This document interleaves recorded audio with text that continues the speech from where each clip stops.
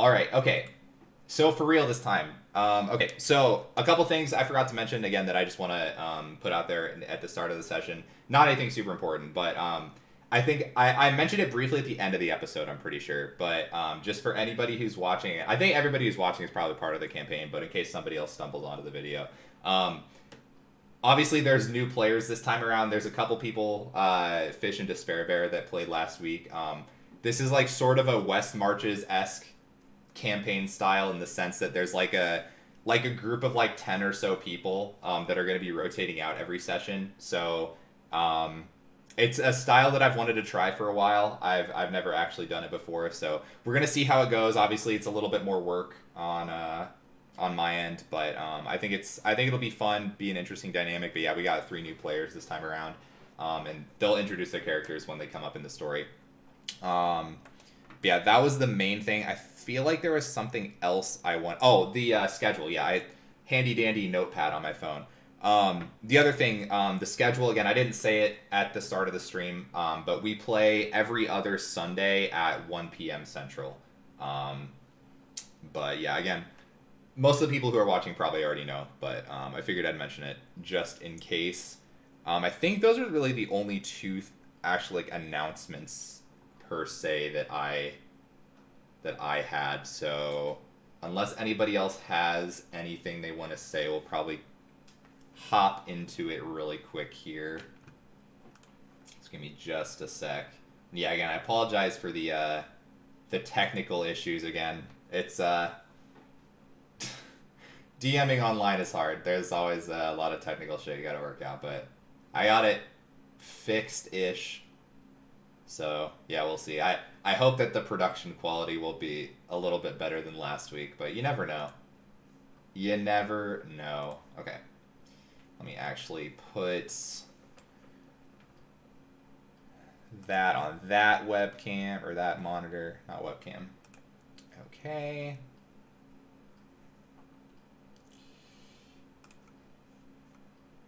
That needs to be there. That can be there.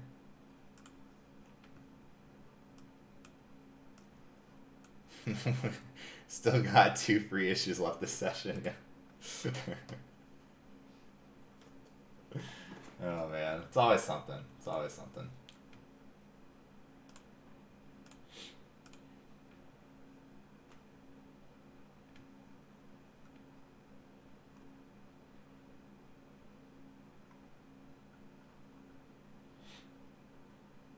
All right. Okay, so we're ready to start. Enough being trying to push it off, whatever the word is. Okay. All right. So last time, I guess we should probably do a bit of a recap. Last time, for those who didn't watch, basically there were 5 players, 2 of which are here. We're traveling up into 10 towns. Again, 10 towns is the sort of town system in the Icewind Dale region, which is currently under a perpetual winter caused by Oral the Frostmaiden, who's basically like a god of winter. So the weather's really shitty, really cold, like 30, 40, 50 below zero. Yeah, it's not a fun place to be. But last session, TLDR, 5 of the characters were in a traveling caravan coming north to the region. All of them had their own various reasons to come up, but they were also all aware that there was like an adventuring, exploring guild that was being started in the region by Duvessa Shane, the town speaker of Bryn Shander, which is like the main town in the region. There was an avalanche on their way north. They had to kind of scrounge for themselves. They lost a couple allies along the way. No big deal. You know, whatever happens, happens. But the 5 of them got into a fight with a gaggle of gazers. They fought a very feral, snowy owlbear, and eventually ran into a Goliath named Sook, who kind of took them in for the night during the blizzard and then guided them towards 10 towns. And that's where he left off. So this session takes place a couple days after that. So Eldon and Scrappy, the 2 of you, you know, you 2 have been just kind of chilling in the North Look Inn and Tavern, just kind of getting your bearings, relaxing from the the stressful travel that you guys had, because you know the day that you came into town, there was like 2 days until the actual until the meeting of the unnamed adventurers guild was supposed to start. But so you just waited a couple days, and then so you guys are just waiting in the tavern. But we're going to start the session on the west side of Bryn Shander. So Bryn Shander has a couple different gates. There's one on every, like, there's a southern, eastern, northern, and western gate, obviously. So from the western gate, again, it's just another day in 10 towns. Howling wind, bitter cold, snowdrifts big enough to bury a herd of moose. But we are starting with two humanoid characters walking into the western gates of Bryn Shander. So Bryn Shander, again, it's kind of the first stop for most visitors in Icewind Dale. It's a large walled town perched on top a cold, lonely wind-lashed hill. Bright lanterns suspended over narrow streets that twist in the wind, add flecks of color to the town's sort of otherwise drab surroundings. It's a nice town, as nice as it can be in a region like this. So the two people... I guess if you want to introduce your characters, it's Matt and Brooke, what your characters look like. We can start with, I guess, Matt. Alright. You know, he looks like a cool dude. He's, like, pretty ripped. Looks like he spent some time in the gym. Doesn't really skip leg day, you know. He's got, weirdly, his skin is, like, blue, which you might think it's frostbite, but it's not. You might think you see some gills, maybe. And his hair, it's long, flowing hair, maybe at one point was more of a green, but is now kind of like sun bleached into more of a blonde. And he's just, you know, looks like a cool dude. He's got a quarterstaff strapped to his back that looks suspiciously like a surfboard.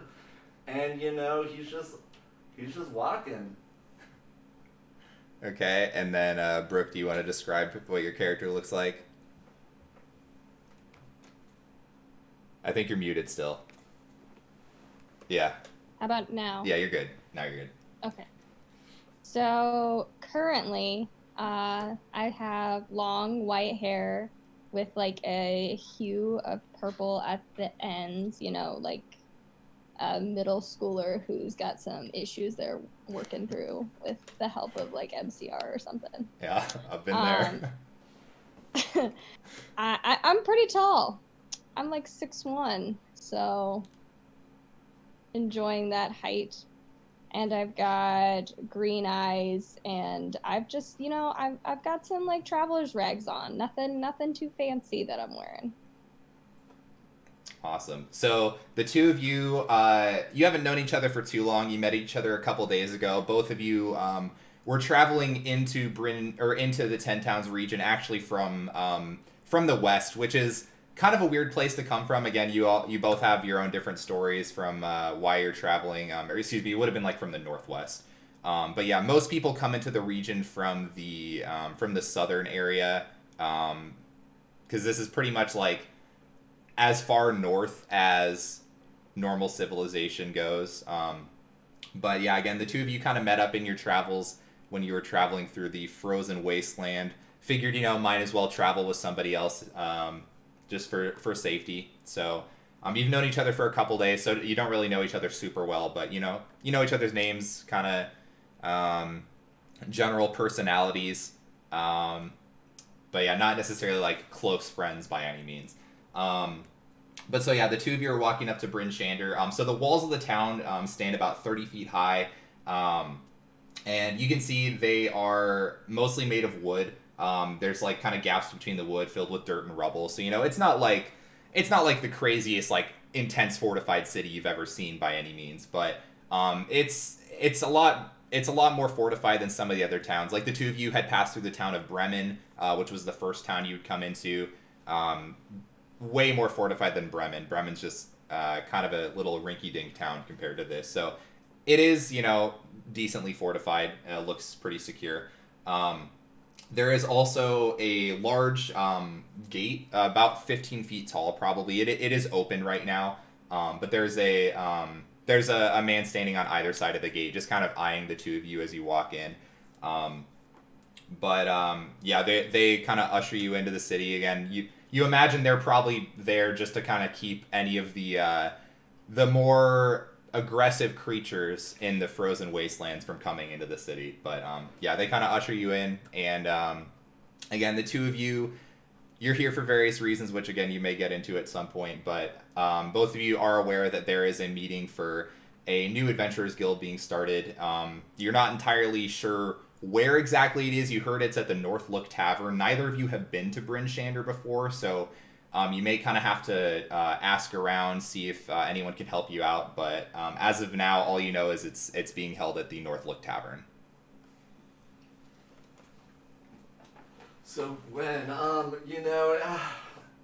never been here before, so I'm like totally lost. For the North Look Tavern, is that in the north? You think?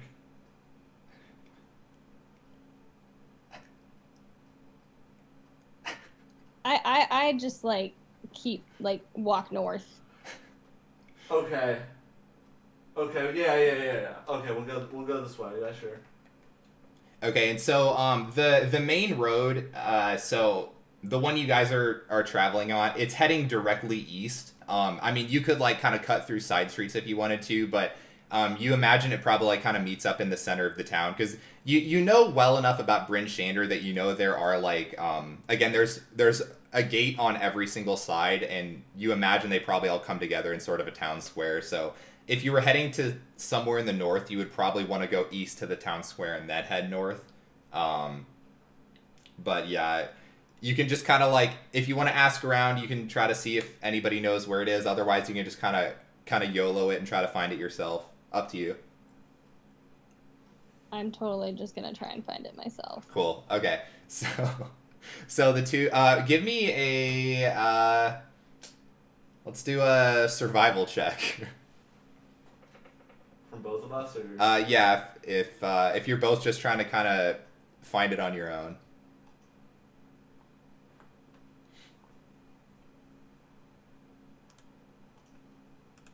Is there a way that I can roll the dice so that it adds in my modifier, or do I just say what? It should do it automatically.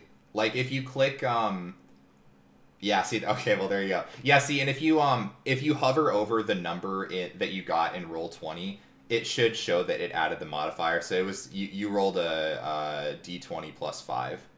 So that's how you got the 25. So, yeah, again, it should automatically do all the calculations, which is why we're using it. But there are some newer subclasses that came out like a month or two ago. We're not 100% sure if they're like totally programmed in. There might be some hiccups, but yeah, generally speaking, it should automatically calculate everything for you. But yeah, 19 and 25. So you guys are probably smart enough. I mean, at least Gwen is smart enough to put two and two together that the North Look Tavern is probably in the north. Broly is he's just kind of following his heart, just going with the flow. But yeah, you are eventually starting to head north. So you do kind of pass the town square, and one thing you notice, it's not surprising to you, Gwen, especially because you've been around the region for quite a while. Broly's a little bit newer, but not really anybody outside. There's a large, looks like sort of a market area that would be in the town square that's mostly abandoned. You see a couple people walking around, some people outside, but again, nobody's necessarily sitting around and like just having idle chit chat with people. It's much too cold for that. So you would imagine at one point when the winter wasn't completely destroying the area, this would actually probably be a pretty bustling area. But again, yeah, only a handful of people outside that are gonna actually brave the weather. So the two of you take a left turn at the square and you start heading north. You eventually do get to you continue walking north, and you see ahead of you a larger building. It looks like probably would be the tavern. Again, not not a whole lot of like very large buildings. It's kind of a little bit more rare to see a 2-story building in the city. Again, it's not like impoverished by any means, but it's also, you know, not super rich. You do see some people that are. It looks like there's sort of like a, not necessarily a crowd of people, but there's a few people that are in front of the building. And as you get closer, you do see on the top, like along the signboard, it does say the Northlook Inn and Tavern. But yeah, you do see a couple people standing out in front of the tavern. It looks like somebody has, they've almost like set up shop in front of it. Like it looks like there's sort of a caravan that is kind of just set up directly in front of the tavern, and you see like 6 or 7 people. Looks like a couple humans. Again, most people that are outside, it's hard to distinguish their physical features super well because they're bundled up heavily in winter clothing, so it's hard to tell specifically what some of them look like. You see, it looks like 4 of them are look to be humans, again bundled up really heavily. There is a shorter woman. She looks dwarven, gnomish maybe. She appears to be kind of like sitting on top of the wagon on the caravan. You also see there's somebody another human, again, bundled up pretty heavily, but he seems to kind of be yelling at them about something. You see another guy as well, which he kind of strikes you as odd because compared to all the other people, he's actually not wearing winter clothing. He kind of has like a nice dress shirt, kind of like rolled up the sleeves a little bit. Looks nicely dressed, maybe a noble at one point. It's hard to say, but it strikes you as odd. I mean, Broly, it's, you know, not that odd to you because, you know, you're used to the cold a little bit, so you're like, oh, you know, I get you, man. But for Gwen, you see somebody that's not wearing any like heavy winter clothing. It really strikes you as odd. But as you're walking up, you see again one of the guy who is yelling at them. Again, he's bundled up pretty tight. He doesn't necessarily have much hair. He's a shaved head a little bit. He has a thicker beard, darker skin. He just kind of is specifically looking at the dwarvish or gnomish person that's kind of sitting on the cart. And he's just kind of yelling at her like, "Look, I don't care how many times I have to say it, all right? If you don't get the fuck out of here, I'm going to have to call the militia. Look, I've told you time and time again, you cannot set up directly in front of the tavern. Look, Scramshax has been mad at you. He's telling me you're scared away customers. Look, I'm not going to have it." And the lady just looks at him. He's like, "Oh, you know, it's a misunderstanding. I'll get out of your hair. No worries, no worries. Look, boys, come on. Clean up. Let's get out of here. Don't worry, Sheriff. We'll be gone in the jiffy." And he just kind of crosses his arms, shakes his head. He's like, "Look, I'm going to be back in 15 minutes. If you're not gone, there's going to be trouble, all right?" And he just kind of storms off and walks past. And he just kind of like looks at the two of you, eyes up Broly a little bit. He's like, "I'm guessing you're here for the meeting, right?" Oh, I know. I look quite the adventurer type. Yeah, adventurer. That's what I was going to say. Yeah, you two can head on in.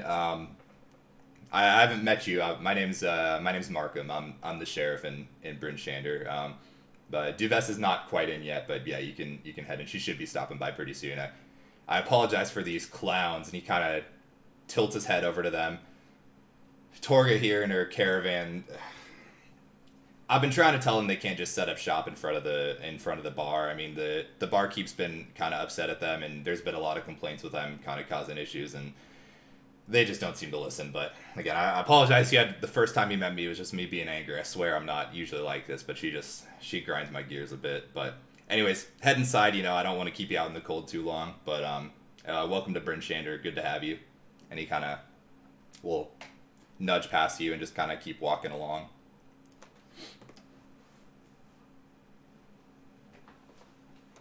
Say, what would you like to do?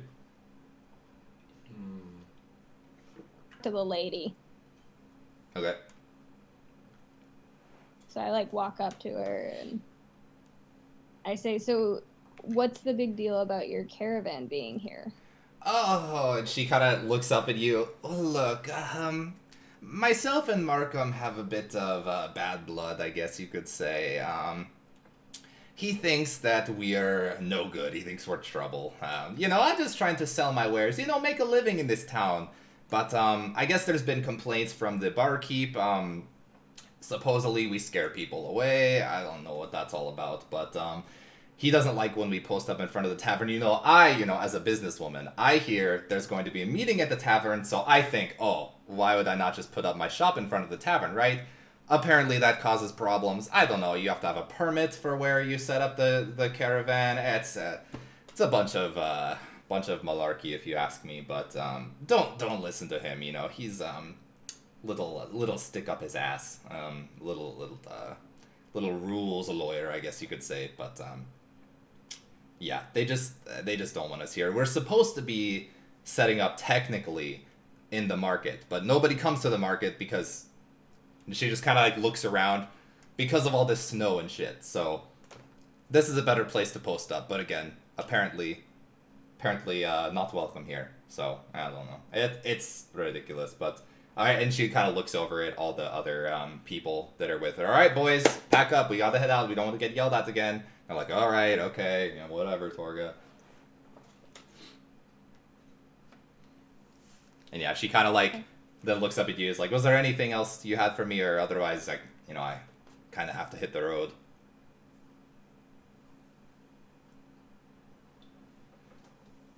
No, I think, honestly, I wouldn't be too bothered by that guy. I mean, you're just trying to do your best. You're That's what trying I'm to saying. Make it in life. That's what I'm saying. We've all been there. We've all been there. Thank you. Don't worry. And I go, and I'm going in for a pound, because that's what my people do. I don't know if she knows what it is, but... she kind of looks at you and kind of gives you a weird smile. The Nux. Oh, right. And she kind of... Rock on. Right, rock on. Alright, Gwen. We going? Alright, so you guys head into the tavern. So the tavern is, it's pretty bustling. So there's probably like 30 to 40 people in here. You don't necessarily know if everybody is here for the meeting, but it seems kind of like this may be kind of the main gathering point in the town. Again, people don't have a whole lot to celebrate around these parts, but a lot of people kind of spend the day just drinking their troubles away, probably. Again, it is very packed. You see, again, a lot of people that you probably take for adventuring types. There's a rather large Goliath in the corner who's like partnered up with like a tiefling and a gnome who seem to be like kind of talking about something at their own table. I see a really fat-looking lion that's kind of sitting with a group of people at a table. You see, you're kind of looking around. You do see one table. It seems pretty open. There's there's only one other person sitting at the table, but other than that, pretty much every table's like completely packed full. Alright, Gwen, follow my lead. I'm gonna puff out my chest a little bit, all 5 foot of my stature, and kind of saunter on over to that table and kind of sit down. Okay, and so you sit down and you do see, it looks like sort of a person with not quite the same skin tone. It's like you're a little bit deeper blue. Pix, do you want to describe your character? Sure. So my character is like average height humanoid, silver poofy hair, light blue skin, gray eyes, just wearing a long robe and silvery scarf, standing there awkwardly. And yeah, he's just kind of sitting at a table by himself, it looks like. But yeah, it's there's a lot of people around. Pretty loud room, especially if you just want to kind of keep to yourself. But yeah, you see it looks like a Triton walk up to you. Sup, dude? You here for the big meeting?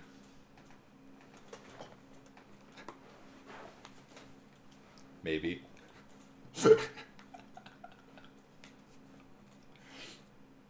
Wait, is it me? Yeah, he's talking to you. Yeah. Oh yeah. Yeah. This here's my buddy Gwen. Gwen, get over here. I slowly approach You know if they got any good brewskis here? Anything good on the house? I just drink water. I mean, come on. You don't just drink water, right? 2 waters, please. Sometimes juice. All right. Yeah. Oh, water's fine. Water's fine. And you kind of hail over a barkeep, and they kind of look at you like, just water. For now, starters. Okay, sure, water, I guess. And they come back with a couple glasses of water, just kind of giving you all like a weird look. Boy, love me some water. Can't get enough of it. Best thing for you. I'm gonna take a look around the tavern. Is there anybody else that's of notable? Like, is anybody eyeing me, sizing me up, to get into it with me? Give me a perception check. All right.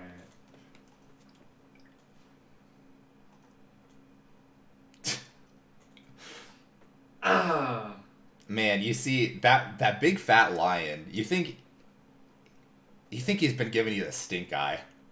I think he's gonna give me the stink eye. All right, I'm gonna look at him and kind of give him the nod, the sup. I'm just gonna look away and just continue drinking my ale. When did he just? Does he want to fight me? No, nobody wants to fight you for the 100th time. But I mean, I've like, known you for 2 days. I mean, You've Gwen, been in come 30 fights. on. Gwen, just because you're like a foot taller than me doesn't mean I can't hold my own in a fight. You know. Calm down, Pipsqueak. All right. Oh, sorry. Sir, what's your name, by the way? Broly. Give him the knucks. My name's Scrappy. Scrappy. Scrappy. That's kind of a fighting name, right? I'm Scrappy in a fight, yes. Yeah. So you're here for the big meeting, aren't you? Yeah, you could say that. All right. Nice. My name's Broly. People call me Bro, Broly, Broski, whatever you want. You know. Keep it real. Broly it is. What you drinking there? Anything good? Yeah, just your run-of-the-mill ale. I look back at Gwen. All right. Is there any room by this scrappy fellow? Their table's pretty full. I mean, you could like maybe try to pull up a chair, but yeah, there's like a group of 5 of them already kind of around the table, and the tables aren't like super big. They're like all circular. So I mean, you could pull up a chair if you wanted to, but you would be that awkward person who is like kind of sitting with the group, but like not really sitting You with better the group. believe I'm pulling one up. Okay. And I'm down in my water so they don't know that I was having water. Okay. All right, so Scrappy and Eldon, yeah, you see this interesting character just kind of saunter over to you, pull up a chair, and kind of sit up behind your guys' table.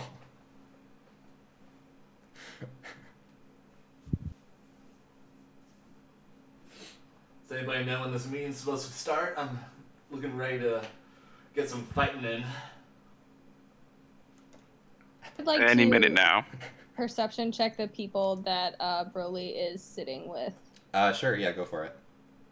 Because he likes to get in fights, and I tend to have to save him when he gets his ass kicked. Yeah.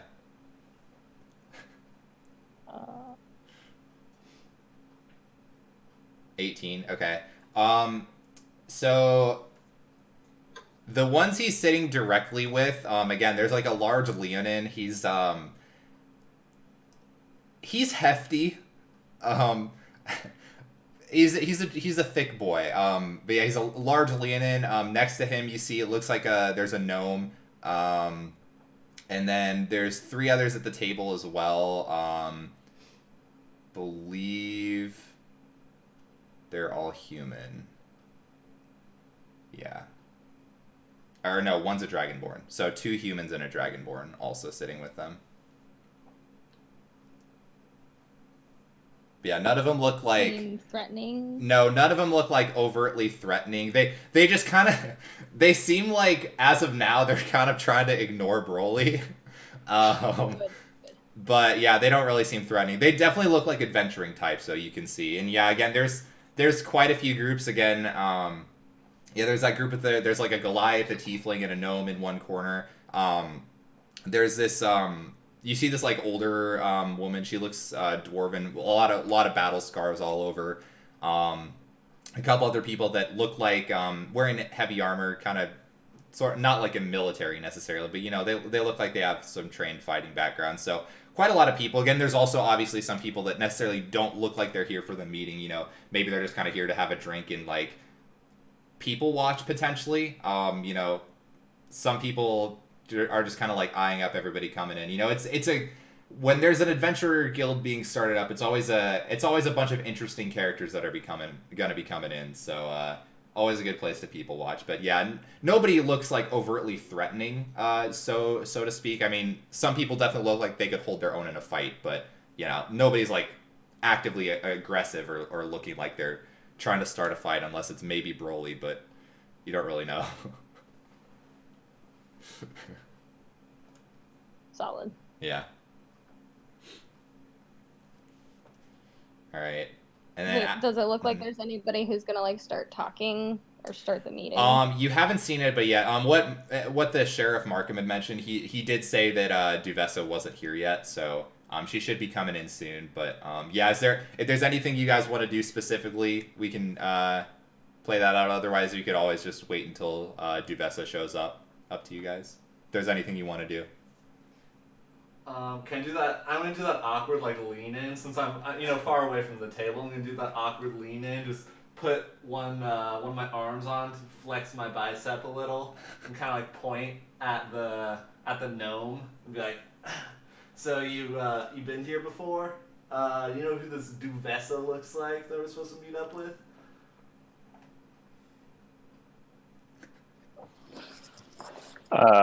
No, I've never been here before. I'm excited to see, though. I'm hoping they know a lot about the local wildlife and things around here to do. Yeah, cool. Wildlife. Cool. Are you from around here? You're kind of blue, so I don't know if you're used to the cold or. Have you ever heard of this thing? It's called the ocean. I have actually. I actually know a lot about the ocean. Oh, do you now? Well, yeah. So I spent a little bit of time. You know, my name is Eldon. Eldon, and I'm a writer. Actually, I write travel books. So Aquarius is a place I just went. You know, you may have seen a book about it. It's a travel guide explaining the shipwrecks that you can go see there and the different tours around there. It's pretty exciting. It's a very good book for travelers. We got some good pictures in there. Yeah, I mean, most of them are drawn pictures because that's all we have. Some of them I drew. Sometimes I find the local artists. They're not a big art culture there, so it was hard to find someone to draw them. Mm-hmm. But, big fan of books. You are? Well, here, I've got a copy for you, and I kind of dig through my bag, pulling out 3 or 4 different, books in various stages of writing, and I kind of aggressively push one into his arm, I guess, which is on the table. Do I recognize any of the pictures? Is the place that he was describing, is that, anywhere? You have heard of it being from the ocean, but yeah, you've heard of it. Cool. This is just gonna lean away and kind of pretend like I'm perusing the book. Nice. Maybe one day you can show me around where you're from, and I can learn a little bit about it as well. Yeah, totally. Eldon, right? Yep, Eldon. Eldon Travel. Broly, nice to meet you. Broly. I'm not familiar with this. Is this? No, it's the Nux. You know, we the can work nut. on it. We can work on it.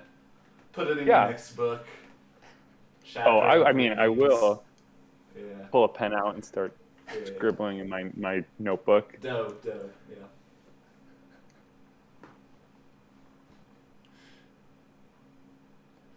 All right. So as you guys just kind of wait out for the speaker to arrive, eventually you do see a woman come through the doors, just kind of brushing some of the snow off her shoulders. She looks to be maybe in her mid to upper 30s, long brown hair, dressed nicely in like kind of a blue like winter coat. You see she looks like she's carrying a pretty large stack of papers. She kind of looks around and just kind of nods her head and eventually walks up to the front of the tavern, and she just kind of she kind of clears her throat.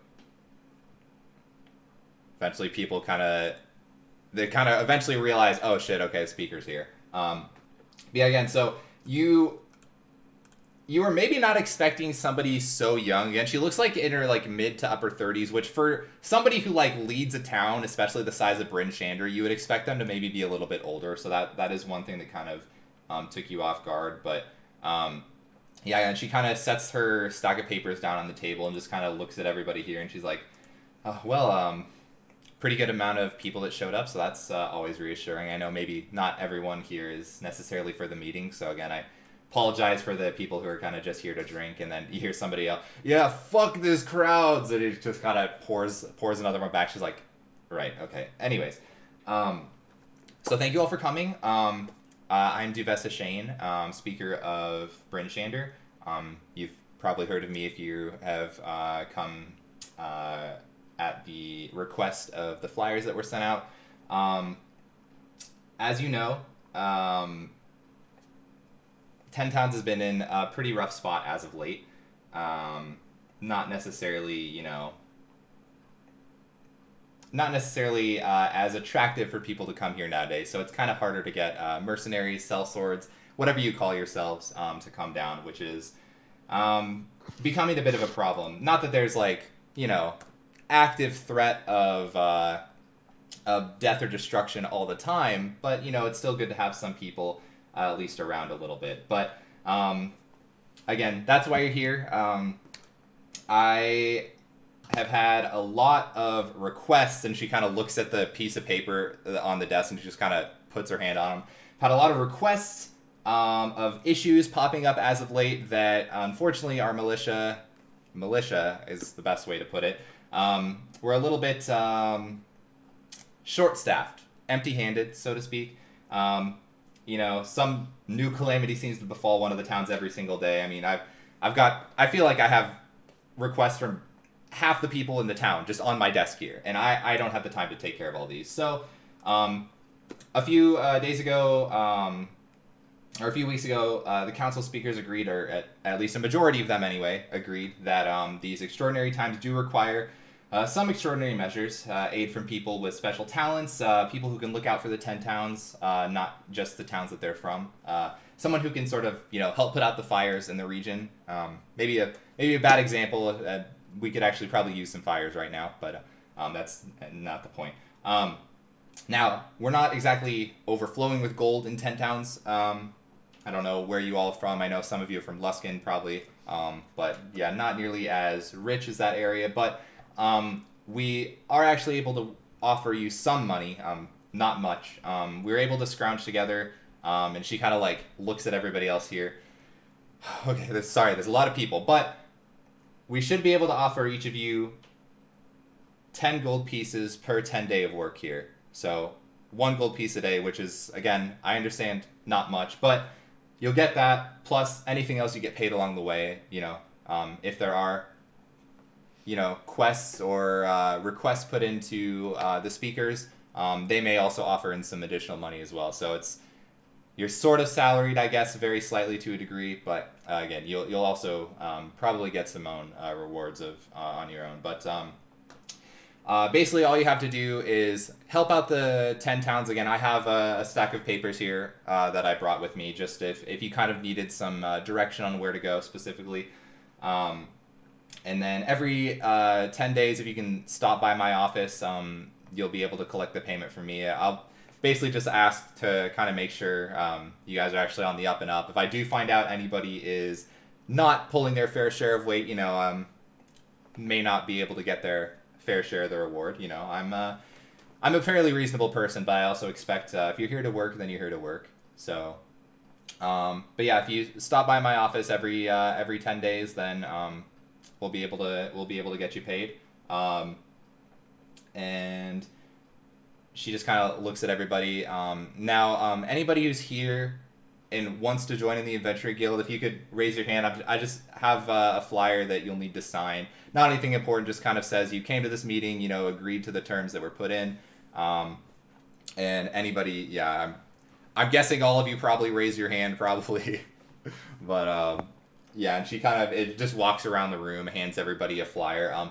It pretty much just kind of goes over sort of what she talked about a little bit. She also handed everybody looks like a pin of some kind. So the piece of paper, again, like I said, it just kind of goes over whatever. Basically, you would all be considered sort of like state sponsored to a degree. The badge that was given to everybody, it's basically just an indication that you're working for the Council of Britain, or the Council of 10 Towns. That way, if they, if people see you, they'll know that you're probably on like official town business.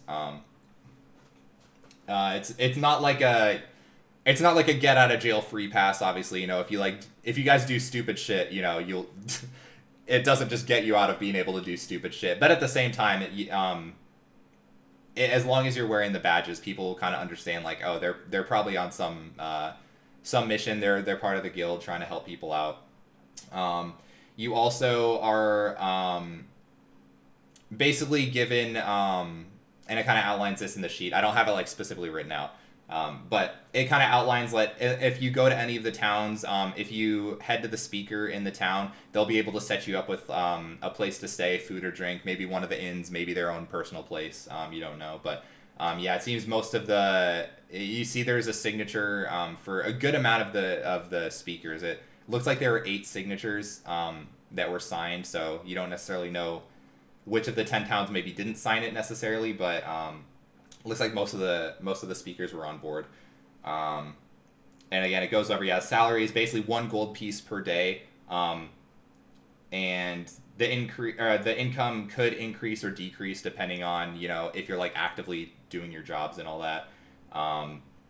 You can leave at any point. It's not like a binding contract. But yeah, so basically she just kind of goes around handing all the flyers. It's like, all right, well, anybody who's interested, make sure to sign the flyers.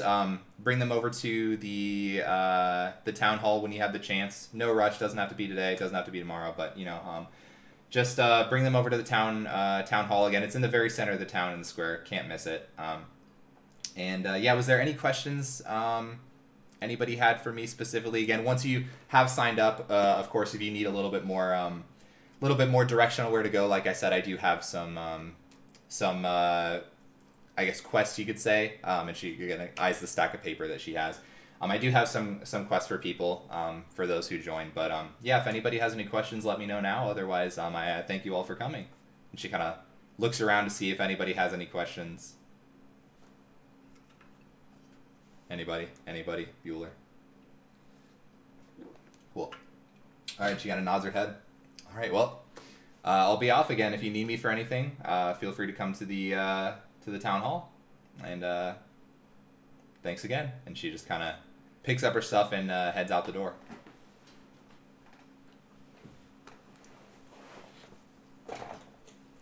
Dope.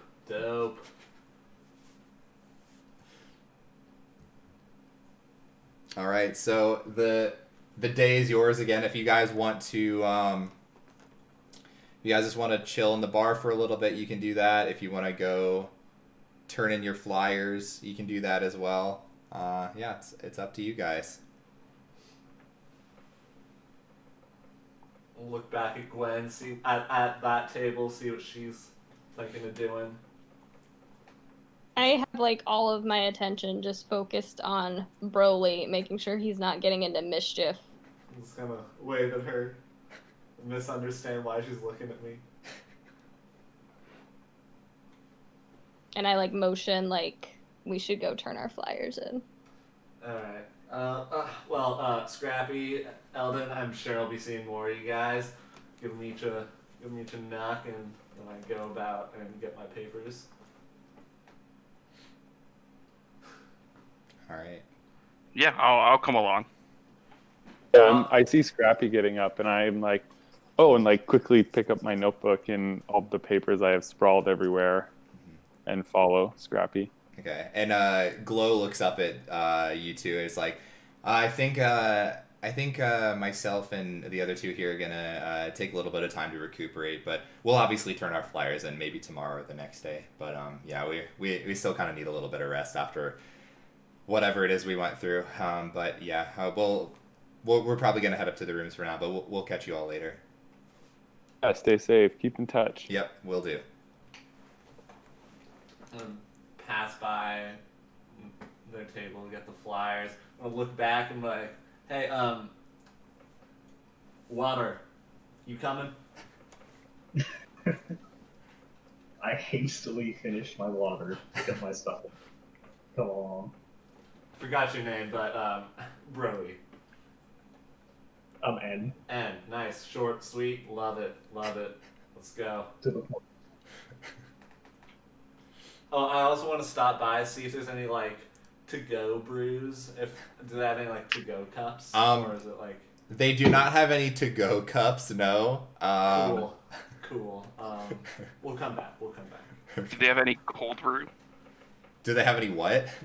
Cold brew. I imagine it's all cold. Yeah, it's all cold, Devin. No, that was the joke. Where's the DoorDash? Yeah. You guys can call for DoorDash if you want. And so, is it just like I order. Here you go. I just order one more and then drink it really quickly. Cool.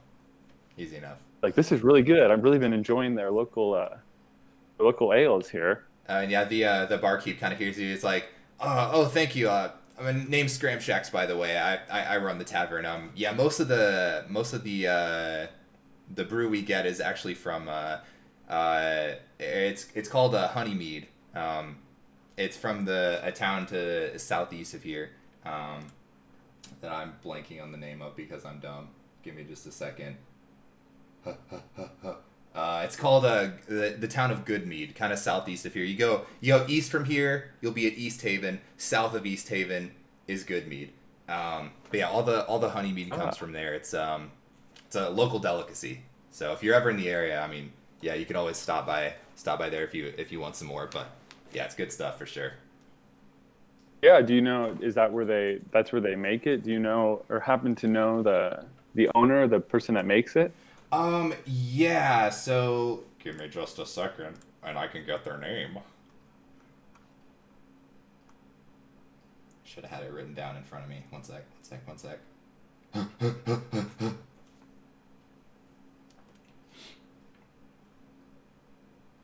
While Daniel's looking that up, I'm like eyeing all of the men drinking lots of ale, and I'm visibly uncomfortable. You got water. What's the tavern's name again? That's my water.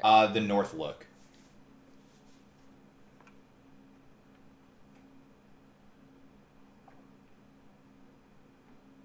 Okay, the one who runs the mead hall is her name is Olivesta Untapor. Middle-aged woman, but yeah, if you go to the town, trust me, you'll know exactly where to find the mead hall. You'll be able to hear it. It's loud. Wow, thank you. I'm really excited to go check it out. Maybe start setting up some travel guides, some travel there. I don't know if there's any other specialty drinks. No. Yeah. Honeymead's kind of the main big one, but yeah, no, it's locally made delicacy, I guess. Before all the snow bullshit came around, a lot of people would stop by just for the honeymead, but Yeah, and unfortunately don't get as many visitors nowadays, but at least the people of Ten Town still enjoy it. So there's that. That's good to hear. Well, hopefully that'll start picking up soon. Hopefully we can get the word out about the amazing things of Ten Town. Yeah, I mean, Um, I'm fingers crossed, but it's not looking good unless Arl leaves us alone. But don't see that happening anytime soon. Arl, who's Arl? Oh, you're new around here, right? Yes, very new. Couple Yeah. days. Well, Oral's kind of the reason all this garbage is going on. I guess I don't know much about her per se. I know some people say she's a god, but I guess she's the one that's causing all the snow and the bad weather. Again, I don't deal with gods and religion all that much, so you'd have to ask somebody else more about it. But that's all I know. Apparently, for whatever reason, she has her eye on this on the Icewind Dale region and just kind of locked it up in snow. Why she's doing it, I don't know. But I wish she would just fuck right off, you know. Understandable. Yeah. I kind of look over to the rest of the people to see where they're going, or the rest of the party. And they look like they're waiting on you. I'm like, oh, thanks, and I like flip them some coins Oh, and Appreciate scurry it. on after them. See you around. Bye, take care. Were the stacks of papers, were those like different like quests, or were they all just like, you know, we take this to the town hall or Yeah, so it's hard to tell specifically, but yeah, Duvessa had like a like a big stack of like 50 sheets of paper. She didn't hand out all of them. The way it seemed, she did have quite a few like requests or inquiries from the local towns, but a lot of the pieces of paper, they were like the forms that she was signing out as well. So, but yeah, she did seem like she had some like quests and inquiries, but she didn't hand those out to you. The only thing she actually like physically handed out to all of you guys was like the sign up forms, basically. Gotcha. Mhm. Yeah. All right, so you guys all heading out to the town square. Think so. Cool. All right, you guys head outside, and you notice the caravan that was originally in front of the tavern is no longer there. So they did listen to the sheriff and kind of packed up. Yeah, you guys make your way back to the town square, and again, yeah, the town hall is pretty easy to find. Again, it's a rather nice building amongst a lot of other buildings that are not so incredibly amazing. But yeah, it's a large 2-story building kind of in the center of the town square. So you guys head up to it and kind of just walk in. Okay. Yep. All right. Okay. So you guys head into the building. It's a really large open room. Again, it's a pretty decently sized building, but it seems like, again, there is like a stairs going up, so there's maybe stuff on the second floor, but on the first floor seems to just be kind of large, like a large open room. It's almost like sort of like a what's the word, like a community center type building, where it's just like sort of like one larger open area. You do see there is kind of a desk near the back wall, and you see Duvessa is standing there. You do see a couple people, looks like, had already beat you there. There was that Goliath, their group that was in the bar. You see them already kind of like walking back towards you after turning in the flyers. The Goliath kind of eyes you all up and just kind of like and kind of brushes past you. He sees Broly trying to like puff out his chest. Yeah, all right, kid. You're so tough. Looking back at the rest of them, like, come on, back me up. But you could handle yourself in a fight. I mean, I can, but I mean, he's got a couple feet on me. I don't. I like push past and just walk past all that. Cool. All right. And yeah, so you guys walk up to the back of the hall. Duvessa is kind of like signing some documents. Right? She looks up. She's like, "Oh, okay. I noticed most of you at the meeting. Are you here to turn in the flyers?" Awesome, thank you. And she kind of just reaches out and grabs the papers from all of you. All right. Well,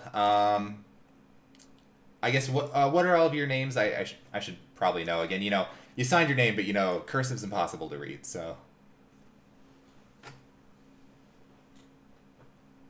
I am Gwen. Gwen. Okay. Broly. This is Broly. Scrappy. Scrappy. Got it. I'm in. N. Good to meet you. I am Eldon Umtroll. Eldon Neutral. Okay. Nice to meet you all. I don't know if you were looking to get work started right now, or you were kind of wanted to take a day or two to rest. I know traveling into this region is a bit of a hassle. But yeah, were you looking for work right away? No time Yes. like the present. No time like the Oh, yeah. present. Very well. And she kind of rifles through the papers a little bit. Why do I have a notification? Oh, okay, sorry. I had a notification in Discord, and I was like, what the fuck is that? But okay, it's nothing. Never mind. She picks up the stack of papers she has. Okay, where to begin? Okay, and she kind of has this one. No, that's actually something I have to do. She's kind of going through the pages. Well, people in Bremen are talking about some sea monster attacking them. Between you and me, I don't know if this one's legit. No one else has heard of some sea monster. There's literally 4 towns that surround this lake, and only people from Bremen are talking about it. So that one's... I don't know if you want to do that one. It's something you could look into, but, no. The gem mine in Tourmaline apparently has been overrun by kobolds. That's maybe something to look into a little bit.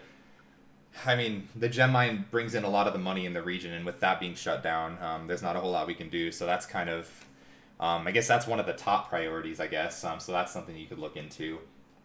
And she kind of just looks through the pages, and as she's going through the pages, you hear the doors kind of like fly open, and you all look behind, and you see there's what appears to be a dwarf, again, very hard to tell, like completely covered in snow and like heavy winter gear. The only skin you can even see is like around their eyes. But just the stature, it's probably not a gnome. It looks more like a dwarf. You see them panting, come in. Sorry, I don't mean to interrupt. Duvessa, we have a problem. And she just kind of looks up. She's like, oh, what now? Sorry, give me just a second. She kind of walks over to the dwarf. Again, you can't really see anything other than the eyes of the dwarf, so it's hard to see visually what they look like necessarily. They're really covered up. She walks over to them, and she's like, you're from the Battlehammer clan, right? Yeah. We were delivering iron into town from Kelvin's cairn. Got ambushed. Most of the crew was killed. Our stuff's still out there. I don't know if you have anyone that can help get it right now. Again, we were attacked by a Yeti. There's a couple others that survived. One of our crew, Ubak, he was torn limb from limb. Is there any way that you can help us out? We really need this. And as you know, we're bringing it to the smithy, so it would help you out as well, right? And she just kind of nodding her head. She kind of looks over to you guys. It's kind of... I don't know if you want to help with this. You can. It's kind of out of the blue. Are you guys interested in getting to work right now? I guess this probably is a little more important than heading off to Tourmaline. Do you have Sounds any good to work me. in Goodmead? Goodmead. Well, that's one of the things that it was a bit something I have to deal with. Actually, the speaker of Goodmead actually passed away a couple days ago, so it's more of a diplomatic, political thing that I have to deal with. We're trying to work on who starts to run the town now. Obviously, we got to replace the speaker fairly soon, so not necessarily an adventuring type quest per se, as far as I'm aware. I guess I'm not entirely sure what happened. All I heard is that they passed away, so I'm gonna need to look into that one a little bit more. But I mean, you can always head there if you'd like to do that as well. But I don't know if it's adventuring and more politics. I don't know if politics is up your alley necessarily. It could be, but I don't know. No. Well, if there's any work in Goodmead, please keep keep me in mind. We'll do. I'll keep really that in want mind. to. I really want to visit. Okay, I'll keep that in mind. And she kind of goes over to you see the sheet that you've turned in, and she just like writes a little note on there, and then you see the dwarf is kind of like tapping their foot. It's like, okay, are you guys gonna help? If not, I can find other people. It's fine, but it's kind of urgent. The way. Crack my knuckles. Okay, so you'll help. Might as well. Fantastic. Okay, and we'll be able to pay you. Don't worry. But yeah, we kind of need to get the iron again. It was being brought to if I could remember the name. It was being brought to Black Iron Blades, which is kind of the main smithy in the area. I'm assuming you're not familiar with it. All you look like you're kind of outsiders, but yeah, it was a pretty large shipment, so we want to kind of make sure it doesn't get lost. But yeah, if you need help, and he kind of looks at you all. You're probably gonna need snowshoes, because it's kind of off the beaten path a little bit. So we'll maybe have to stop by the general store to get those, because the way you guys are dressed, again, you can protect from the cold, but walking through knee deep snow, snowshoes are maybe gonna help out a little bit in that regard. I pull out my skis. Will these work? I guess, yeah. Why do you have skis? Are you a skier? No, but I write travel guides, and in one of my travels, there was a place where they skied a lot, so we made these on our way in. We got stuck in the avalanche. Okay, well, I mean, yeah, I guess they could work. Do you have them for everyone, or just you? No. I look at his skis. I look at my board. I look back at the skis. Close enough. He could make them, but it would take some time. Yeah, I don't know how much time we have. Honestly, it's a little bit urgent again. I don't know if the Yeti was gonna like take the iron. I don't know what it would use it for, but it's a lot of crazy shit going on around here a lot of the time with these wild creatures. So yeah, if you don't mind, we should probably start hurrying up if that's all right with all of you. Yes. Great. Okay.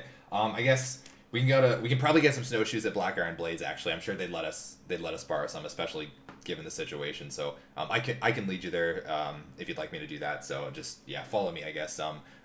Thanks again, Duvessa. Sorry for the kind of coming out of nowhere with this. She's like, oh no, it's fine. I mean, that's what they signed up for, right? They're here for work, so I'm sure they'll do a good job. Good way to prove themselves, I guess. So best of luck, everyone. Stay safe.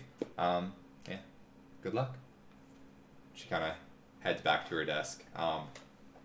So you all follow the dwarf out onto the city streets. So Black Iron Blades is actually pretty close. It's on the way to the north. Look, you would have passed by it. So they bring you north a little bit and kind of push the door open. It's a lot warmer in here than outside, obviously, but like even more so because they have the forge running. So it's a nice relief from the cold outside. And you see there's looks like somebody's kind of working on hammering a sword out. And they see you come in, kind of raise their goggles up above their head, and they notice the other dwarf is like, oh, finally, you got the supply? And he kind of like looks to you guys. Well, about that. Kind of got attacked by a Yeti. Need to borrow some snowshoes. Gonna get it right back, I swear. Promise. Don't even worry. And the blacksmith just kind of looks at them. He's like, are you... God fucking damn it. Not again. Okay. Again. Look, this is your last chance, all right? It's like, I know. I promise. I know. It's fine. We'll get them taken care of. Just, can we get some snowshoes, please? Hurry. And he's like, God fucking damn it. He kind of sets the hammer down, walks out of the back of the shop. After a couple minutes, you hear him kind of like fiddling around back there, moving some stuff around. Eventually does come back with snowshoes. He has a pair for all of you, and he kind of... He hands the pair to Eldon. I don't know if you take yours, but... No, I just pull out my skis and just like smile proudly. Oh, okay. I guess you don't need them then. Okay. Well, yeah, he hands them to everybody else. All right. Well, go. Hurry up. Leave. And he's like, okay. And the dwarf that was with you kind of ushers you outside. And he kind of looks at you, he's like, oh, by the way, I guess I didn't introduce myself. My name is Storn. Again, I work with the Battlehammer clan. We're I don't know how familiar you are with the region. I know a lot of you are probably new. We work out in Kelvin's Cairn to the north. It's there's a dwarven mining operation out there. That's where most of the iron and metals for 10 towns come from. So yeah, again, we were just abandoned on, or not abandoned. We were ambushed on the way back to town. So yeah, it's not that far out of town. Luckily, we mostly made it back. So it's maybe only about a 30-minute walk to the point where we can get the sled. But again, I'm not an adventuring type. Look, I'm a miner, right? Like and he kind of looks at the pickaxe on his back. Like, I can hit stuff with the pickaxe, I guess, but I'm not out here trying to kill stuff. I'm not really an adventurer. I'm a working man. But so I mean, I could guide you to the sled, but I'm not gonna be. If we get attacked by a Yeti, I'm gonna need y'all to kind of keep me safe. Is that all right? Oh, To look at him, and I turn into a reindeer. Okay. He watches you, and you all see Gwen just shift into a reindeer. He's like, "What the? Oh, okay. Well, got a lot of magic here, I guess. Okay, I don't have any of that magic stuff going on here, but and he kind of looks around. He's like, why'd you turn into a reindeer? I didn't even know that was a thing. She had told me that she could do stuff like that. I thought she was just kind of, making stuff up. Okay, well. Easier than snowshoes. What? Easier than snowshoes. I guess, yeah. Well, yeah, you'd probably have a decent amount of time. The reindeer is in their natural habitat in the snow. All right, so yeah, he's like, all right, well, whatever. Reindeer side, okay. Follow me. I'll help lead the way. So he kind of takes you guys to the northern end of the city. Again, you pass the North Look. You see there's still a lot of people that appear to be in there just kind of looking through the windows. But you get to the northern gate of town. You do see weather's not terrible. The people that traveled in during that blizzard, it's a lot better than that. It is snowing pretty heavily, but it's not like necessarily blizzarding conditions. Like the wind isn't like just bodying you guys like it was previously. So it's visibility is low, but it's not like, I mean, it's still like -40, right? But it's not like as overtly dangerous as it was during your previous travel. But yeah, I don't know if anybody wanted to kind of help lead the way with him. Otherwise, you guys could just kind of follow him. I shall lead. Okay. All as right. the reindeer. Sure. Go ahead and give me a survival check with advantage. So basically just roll it twice. The advantage works it's a little messy, so you're just gonna roll it 2 times manually. Mm-hmm. Okay. Not great. So you are a reindeer, which again is it's their favorite terrain, if that was a thing for reindeers. But again, visibility is pretty low. You are probably going the right direction. Again, you're at the front, but you're still also kind of mostly following the dwarf, who kind of knows what they're doing a little bit more. You do notice the snow is definitely impacting travel time. If you guys didn't have the snowshoes, it probably would have taken you maybe twice as long, if not longer. It's very deep snow, and the snowshoes kind of help distribute the weight out a little bit. So after about 30 minutes, or about like 20 minutes of travel, again, the visibility starts to get a little bit worse. You do see the dwarf stop a little bit. Storm kind of looks at you. He's like, sorry, I know the weather's bad, but I was hoping it would get a little bit better. I mean, we can keep pressing on it. It should be fine. It's not much longer now, but again, I apologize about this. Thank you so much for helping out. And he keeps walking. And yeah, is there like a general marching order? Besides, I know Brooks up front, but I'll go second. okay. I'll try and go second, but since he's so massive ahead of me, I'll just, stumble into third. Okay.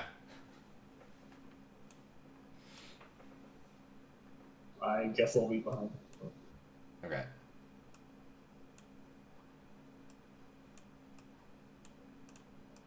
Fish, are you saying something? I think you were muted.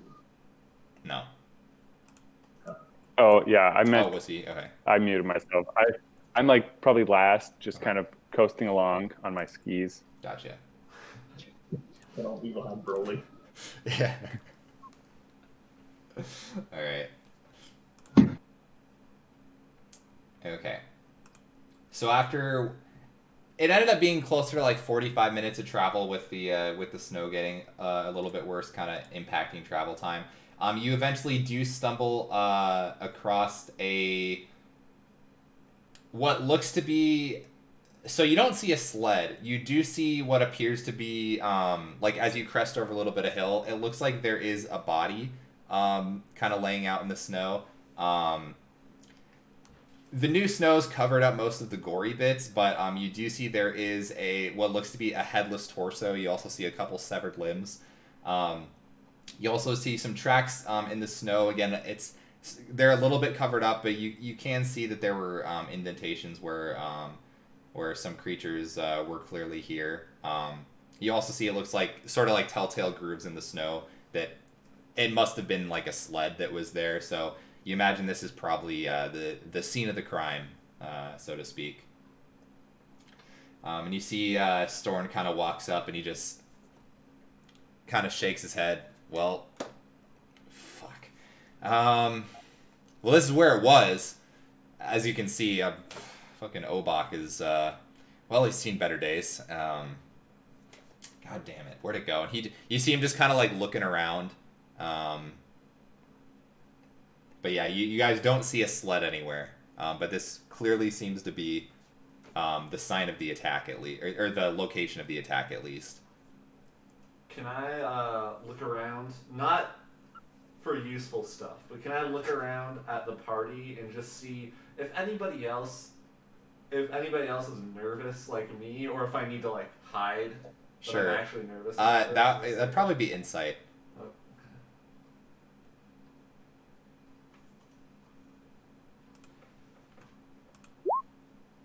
Oh, natural 20.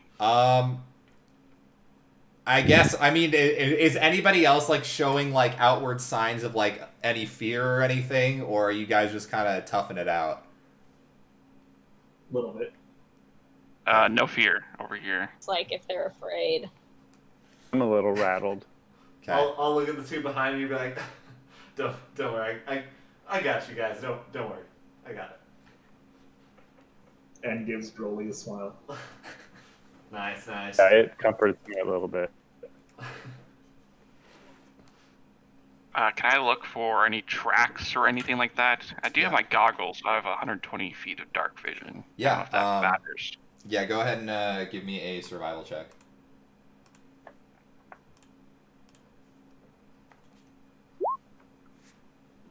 Perfect. Yep, nice. So, again, you do see very large tracks, or like very large grooves in the snow where like clearly there was a sled. You're not super... you're looking around again. You're mostly kind of trying to use the dark vision. You don't see anything. And yeah, you do have good visibility right now. But yeah, you don't immediately see anything or any specific signs of where it may have gone. I don't know if anybody else wants to check. They can. But yeah, you're not seeing anything on your end. I also want to look around. Okay.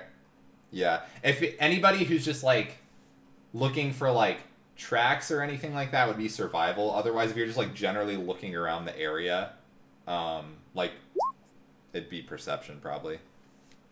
Ooh. Survival. Ooh, yeah, no. You're trying to keep it together, but you're a little nervous upon hearing that there was a Yeti attack, and especially after seeing the body, again, like completely decapitated and dismembered. You're a little shaken right now, so you're not seeing anything immediately. Would it make any difference if I used my light cantrip? Um, I mean, you could use the light cantrip. I guess it would help light things up a little bit, but it wouldn't like give advantage or anything necessarily. But yeah, if anybody doesn't have dark vision, again, obviously it's always generally pretty dim lighting. So like, if you don't have dark vision, perception checks are usually going to be made at disadvantage, but it wouldn't affect survival checks. Survival checks are still normal. The dim lighting is specifically for perception that it affects. Like, unless it, like, obviously if there's literally no lighting, then yeah, it affects, like, everything, but dim lighting is specifically impacts perception, not survival. Okay.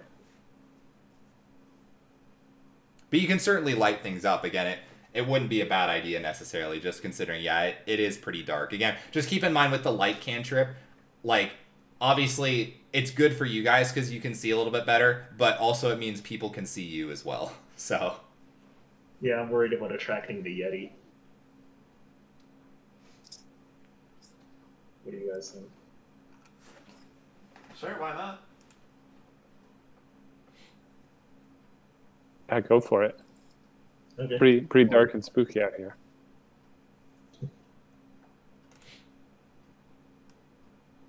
So I'll cast the light cantrip then.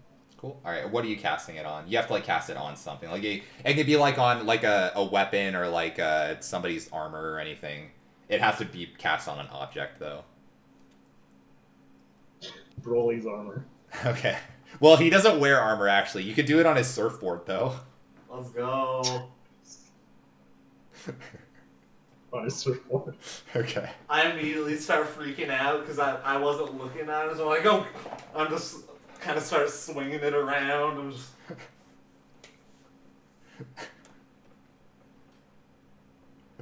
Broly, the surfboard doesn't immediately seem to be causing you any harm, but it is glowing.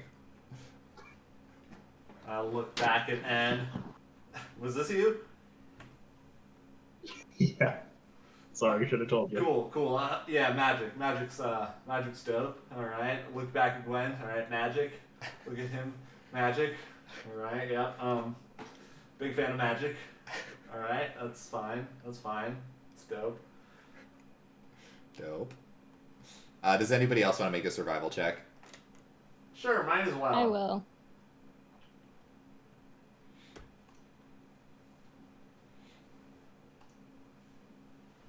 There we go. There we go. So it's actually pretty low DC, so both of you guys, both of you guys With my succeed. board. Yeah, with your board. Yeah, with the light helping your board. So yeah, you do kind of examine everything. Gwen sees it right away. She's like, I don't know.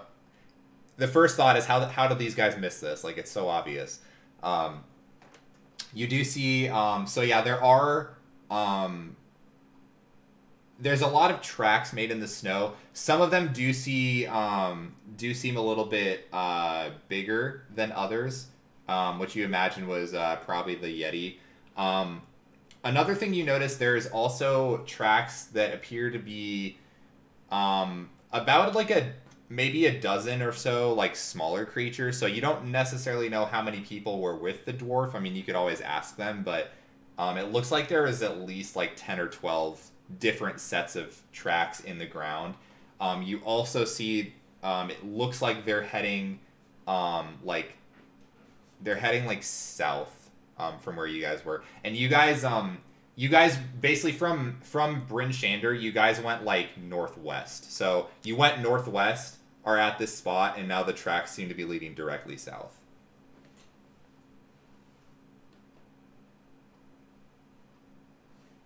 Do you guys see anything? I don't see shit. Follow the reindeer. Oh yeah, I guess you Yeah, are a like, reindeer, so it's guys. not like you could talk. No. 'Cause I don't think you can talk. I just in like beast shake shape. my. I have no idea. I don't think you can, but I don't know. Can I just like shake my antlers?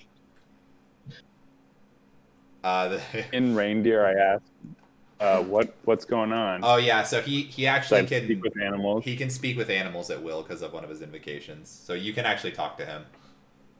Say, you These can idiots talk missed with all us. these tracks right here. Yeah, these idiots. I like look at everyone. I'm like, hey guys, we both found some tracks over here. All right. Good work, Eldon. Good work. Yeah, and Storm's like, oh yeah, Eldon, thanks for finding the tracks, yeah. Eldon. Good work. It helped a bit, but I definitely saw them as well. Give Eldon a pat on the back as I start heading that way with my board out in front of me. All right, so you guys start to follow the tracks, and yeah, again, it looks like there's probably about 10 or 12 different individual sets of footprints. Again, you notice after a while, you do kind of start to see the grooves of the sled that may have been pulled this way. You also see you see other grooves as well that looks like a larger sled almost. It's like the same type of tracks where it's just kind of like two parallel lines, but it's significantly bigger than the other one. So you don't know if maybe there was another sled out there or what was going on, but it looks like there was there was multiple different sets of sleds that are being pulled in this general direction alongside all the footprints. I look over to Storm and I'm like, so how many people were you traveling with? Let's see. There was I think just 4 of us. Yeah, there was only 4 of us. Obviously there's only 3 now. One of our boy Ubak died, but yeah. So there's just 4 of us taking the sled. 4. I mean, look at all these tracks, and I kind of gesture down. He kind of looks at the ground. Yeah, it's like, huh. And he kind of puts his foot next to him, and you see the tracks are a little bit the footprint sizes are actually a little bit smaller than his as well. So they don't appear to have been made by dwarves. And yeah, he kind of mentions that as well. It's like, well, yeah, these don't look like dwarven sized feet necessarily. Yeah, I don't know. I was hoping maybe the sled maybe just got taken by some of the other people at the mining outpost, but I don't know what made these tracks. It doesn't look like Yeti either. I don't know where that Yeti may have gone, but these are obviously a lot smaller than Yeti prints. Try to identify what kind of prints. You can make a nature check.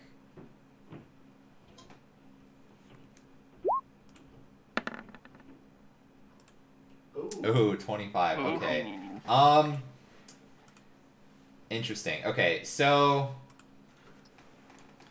it's hard to tell specifically what they are. One thing you do know, it's not they're not like paw prints or claw prints. Like when you identified the owlbear tracks, it was very clear it was some large animal that had some sort of claws.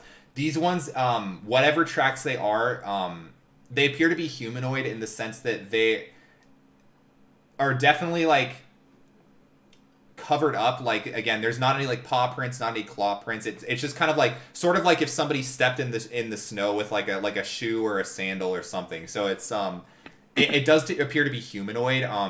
Smaller side of the humanoids spectrum. Not 100% sure, but it doesn't appear to be an animal. It appears to be probably some sort of intelligent humanoid life form. But yeah, you're not 100% sure what it is, but yeah, definitely they're smaller humanoids. Yeah, I kind of turned to everyone. I'm like, well, they're definitely sentient, definitely wearing shoes. I'm not sure if it's gnome like me, and I kind of put my foot. So it's got the ski on it. I pop it out and put it next to it. I'm like, similar size. Yeah, similar size to gnome. Not it's obviously hard to tell because just because you're a gnome, you don't have like the exact same foot size, but it's around that ballpark. Definitely smaller than a dwarf for sure. Yeah, I'm like, it's definitely something my sized. I don't know if it's gnomes or I know back at the old Divesta was talking about tieflings. It could be tieflings. I kind of turned to everyone else and then shrug. Let's hope these gnomes are in better shape than the last ones we found.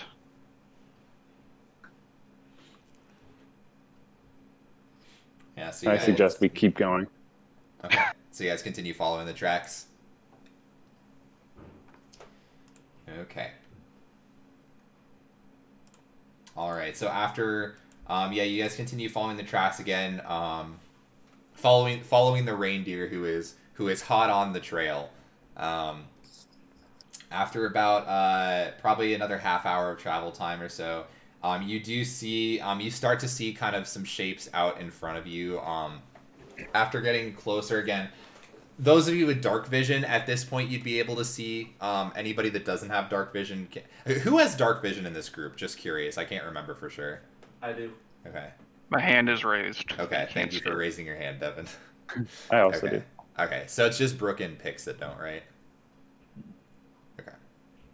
All right. So everybody besides those two, you do see. It looks like.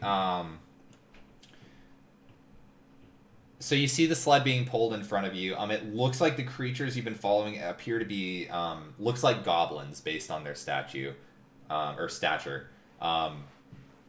You see, it looks like there's 6 of them that are pulling the sled. All of them are kind of groaning and grunting again. Goblins aren't known for like their raw strength.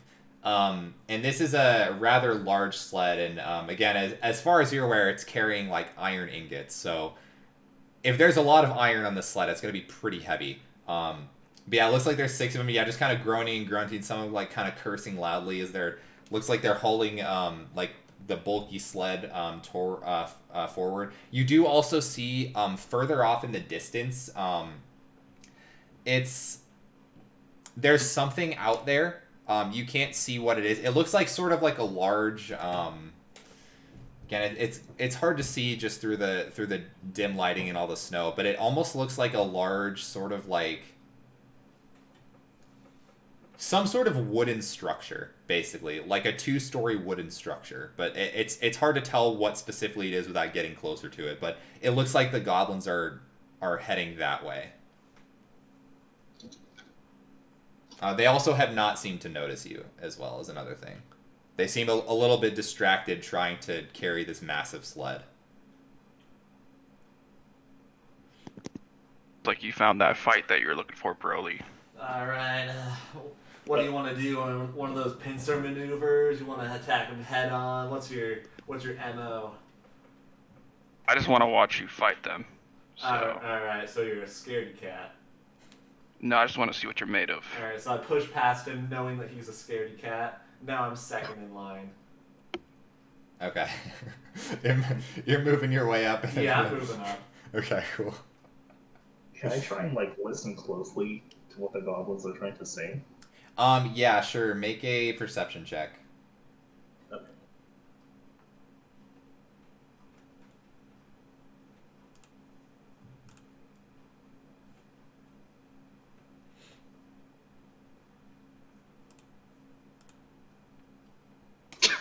Six. Again, it's hard to hear specifically. They are still a pretty good ways away from you right now. You guys aren't like necessarily right up on them. So it's hard to see. Again, you hear that they are talking about something, but it's pretty hard to tell. Again, it's there's a lot of snow coming out. It's not like necessarily like a blizzard per se, but it's not great weather either. But yeah, it's hard to tell. You could try to get closer if you want to like try to sneak up on them, kind of see what they're saying. But yeah, from your guys' distance, you're not able to tell specifically. Kind of like look at the group. I'm not sure what they're doing. Just like, all right.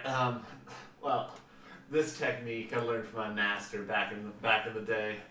It's a very sneaky maneuver, so you might lose me here. but I'm gonna try and get up closer on them, go all stealthy. I'm gonna put my board on the snow and kind of get on the board and just kind of try and like paddle through the snow at a lower profile, get closer. Okay. Is the board still glowing? Yes. The board is still glowing. I wasn't trained on that aspect. Give me a stealth check. Like triple disadvantage. I don't know what the fuck you're doing. I'm not giving him disadvantage because... Okay. Let me roll something. How do I roll? Low profile, boys. Low profile. Ignore this if you see it. Do you guys see that roll? Yeah. I'm definitely not looking. How do you do a DM roll? I know it's just /GM space roll. Oh, I have to like click it. Okay. So you guys didn't see that last roll I just did, right? Nope, totally not. All right, cool. I rolled a perception check. All right. They don't seem to be noticing you. So you can continue dragging yourself on the snowboard. The best way to approach them, obviously, on your glowing snowboard.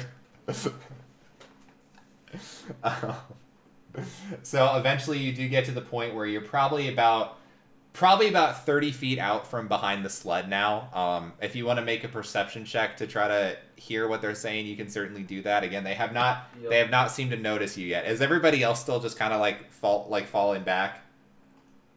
Okay. Yeah, definitely. Perception. Okay, so you can't necessarily hear all of them. You do hear the two in the back.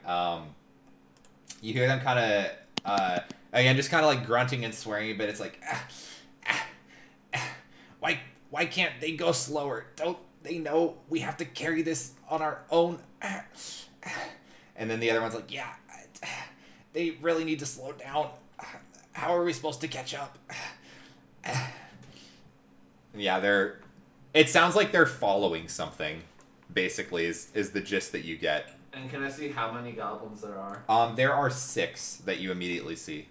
Alright, can I motion back to the group and just do a bunch of quick, like, hand signals to Scrappy? Scrappy, I'm gonna look around and I'm just gonna ask Ed. You guys know what he's trying to say? Okay, I'm just gonna saunter over. Okay. Not really being stealthy. I'm just gonna walk forward. Okay. I'll walk forward too. As Yeah, I he's follow coming behind. towards me, I'm trying to paddle away at a wider angle from Scrappy. I'm just gonna keep following Broly.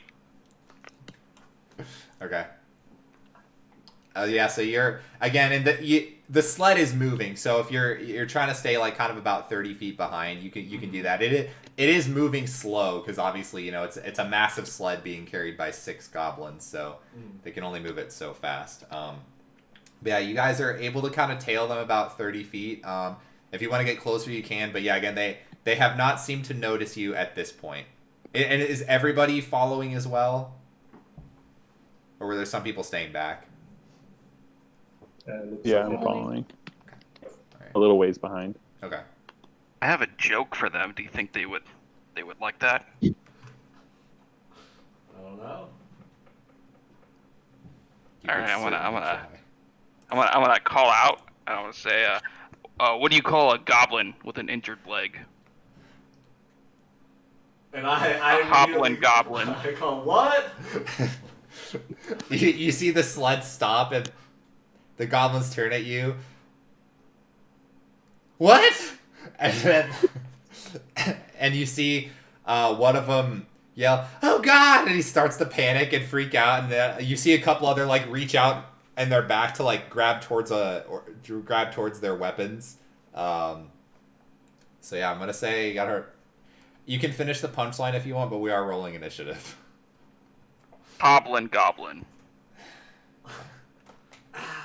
Get it? Hobgoblin. So.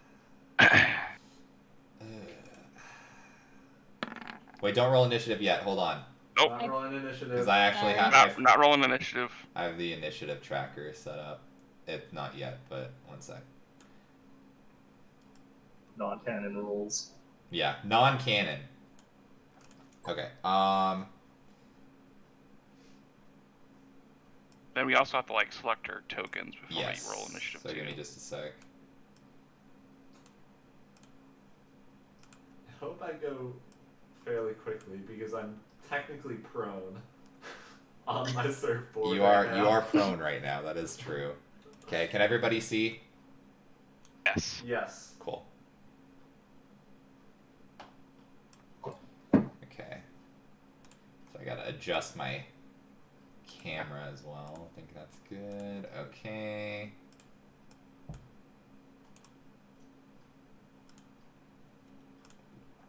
All right. So yeah, what you're gonna want to do is one second. Let me get initiative started. Okay. So click your token in Roll20, and then click the initiative button in D&D Beyond, and then it should automatically add you to the turn order. All right. Good start.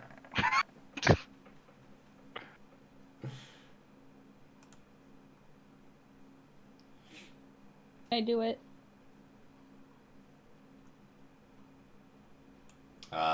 It did not work, Brooke. So do you have your token in Roll20 highlighted? Like, make sure to click your token in Roll20, and then in D&D I'm Beyond. trying. Oh, I wonder if it's not set up right. Brooke, can you drag your token around?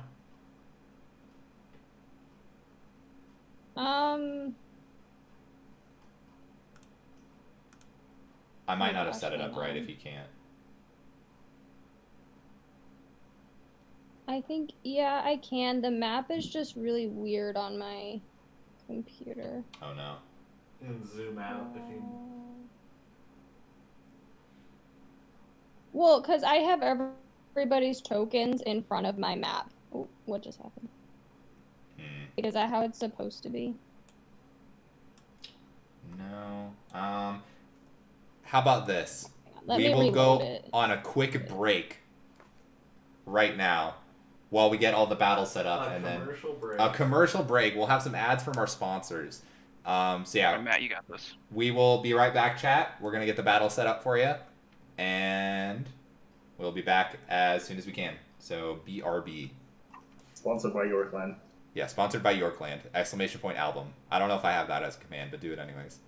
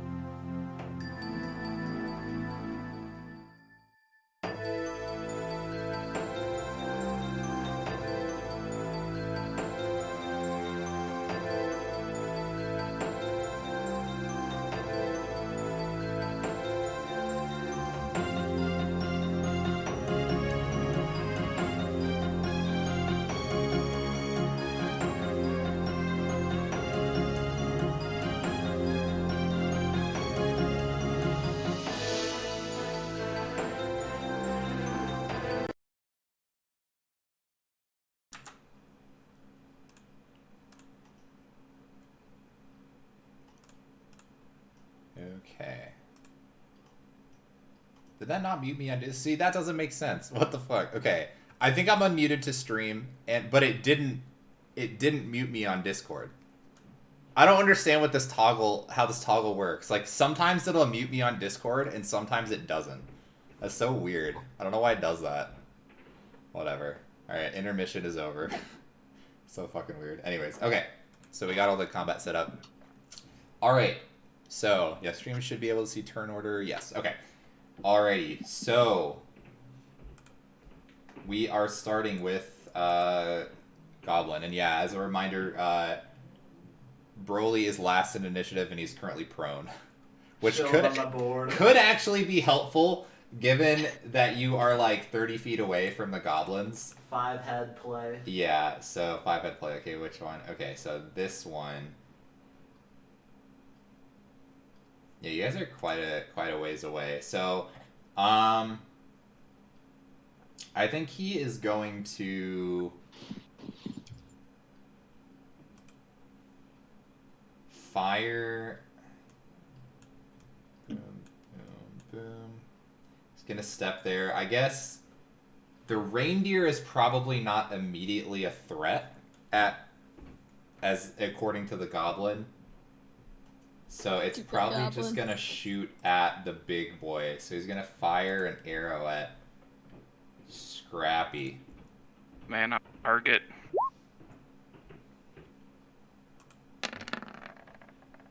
Okay. Did you guys see that roll? No. Oh, okay, cool. Alright. I don't know how I got that to be the GM roll, but it worked.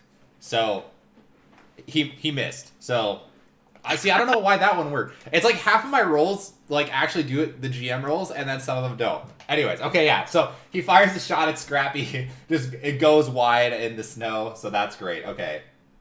Sorry, I'm very happy that actually worked. I thought you guys were just gonna see my rolls forever, but I don't know what caused it. Like, I have the GM roll highlighted, but I had that highlighted previously and I wasn't doing anything. I don't know. Whatever. Okay. Anyways, yeah, that'll be his turn. Yeah, that'll be his turn. Next up, another goblin. This one is gonna go there. He's gonna fire at Broly, but since Broly is prone, he does have disadvantage. Come at me. So, again, I think I have to roll it twice. Just given how the algorithm works. Ooh, not good. So he shoots the longbow, and the wind kind of carries the arrow, and it goes right above Broly's head as he's laying prone on his surfboard-made snowboard. Then the goblin, as he misses, frustrated, he's gonna run. Oh god, did I highlight the same one? No, hold on. That was a bad idea to move them on the same spot. Okay, I got the right one. So he's gonna kind of move there, take a little bit of cover behind the wagon. And that'll end his turn. Gwen, you are up. Cool. Do I need to highlight the goblin that I attack? Before I, like, roll? You can. What you can do is, like, if you, like, hold and click, you should see, like, something like that. Yeah. So, like, if you're attacking that one, you would just, like, hold and click there, just so I know which one you're attacking. Cool. I'm gonna ram him, I think. Okay. 22. Alright, so you need to be... Oh, I guess you have the charge. Are you charging at him? Yeah. Okay. So 22 straight toward a target, then it hits it with a ram attack. The same turn, the target deals an extra 2d6 damage. The target is a creature and must succeed on a DC 13 strength saving throw. Damn, that's sick. Alright, so you rush up to the goblin. Boom, ram right into him. So go ahead and roll your damage. So is that one? So yeah, I think you roll the charge damage, I believe, rather than the ram damage specifically. Do you have to hit? Yeah, there's a button above charge that you can roll.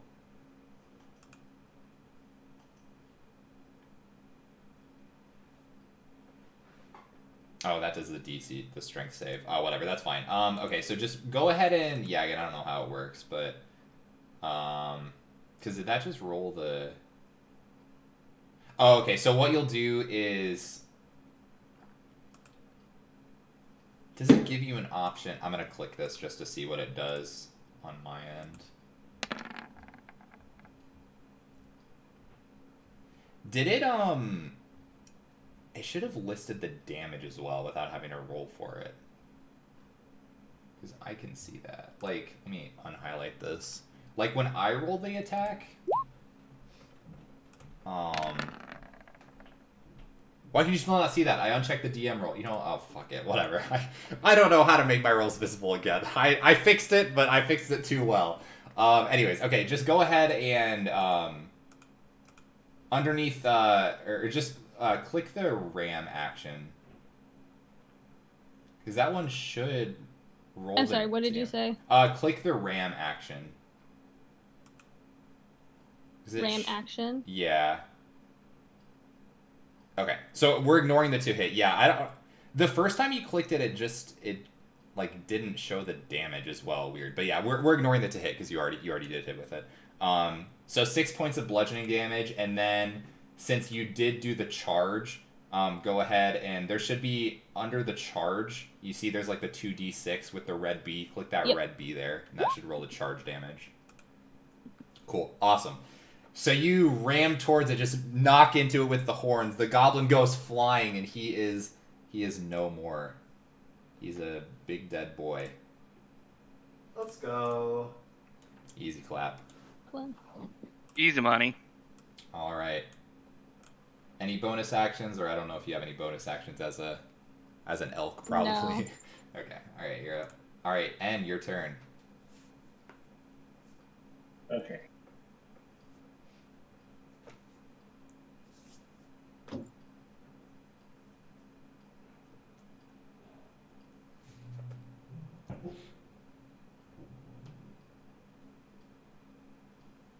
How far am I from the goblins again? Still 30 feet? It's a little further away. So, every square is 5 feet. There's also, like, a ruler, like, on the... Yeah. So, yeah, you can do a ruler to tell.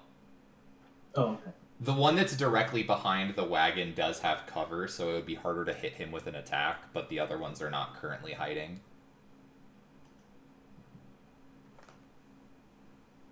But yeah, depending on how much cover they have, it's either like just a small increase to their AC, or it could be kind of a larger increase as well, depending on how well they're hiding. This guy, if for game sense purposes, this guy currently has, if I could highlight him, he has half cover, so he's a bit harder to hit.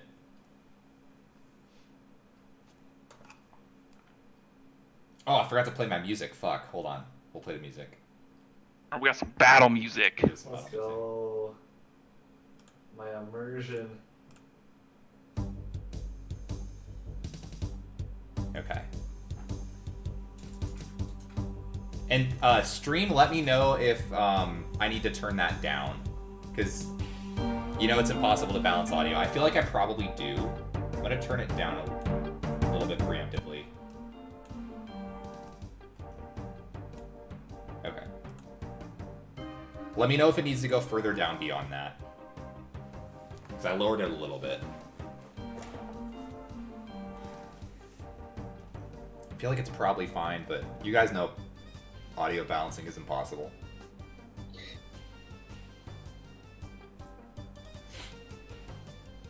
Sorry, this is pretty new to me. Yeah, no, it's cool. So you have like a lot of different things you could do. So, I mean, you have wizards are probably the hardest class to play, honestly, just because you have so many different spells that are active. Like, I mean, you could just keep it simple and fire off a cantrip if you want to do that. You could do a little bit of a bigger spell. I don't remember what spells you specifically selected, but let me see.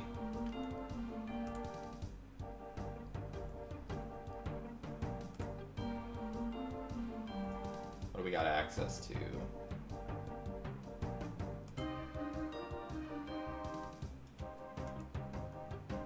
So yeah, you could always like, yeah, if you, yeah, you have Booming Blade, but yeah, that's more of a melee one. You have Lightning Lure, you could Chromatic Orb them. Gust of wind. Yeah, so probably chromatic orb or lightning lure would probably be one of the ones you would want to I can't talk. Those are probably the two spells that you would want to consider casting in this instance. I think I'll do Chromatic Orb then at the first level. Cool. Okay. So yeah, in D&D Beyond, what you'll want to do is like click the cast button, and then I don't know if that automatically fills in one of the spell slot uses. It might. It did. It did? Okay, cool, awesome. I wasn't entirely sure if it would do that or not. So then, thing to have to make a save. No, ranged spell attack. So how do you automatically roll a ranged spell attack? Can you click that? No. Oh, you do the 2 hit. So yeah, on D&D Beyond, you see on Chromatic Orb the hit /DC. It should be +4. You want to click that. Okay. And then that'll roll the dice to like see if you hit the guy. Should I choose the damage type first? Yes, you'd want to do that first. So yeah, it's not super important, but yeah, basically just you. I don't think there's a. I don't know if there's a way to like manually do that, but you just kind of say which one you want to use, basically. Okay. Roll20 was just asking me to choose, so. Oh, is it? Okay. Yeah, choose whichever. Against goblins, it doesn't super duper matter. Okay.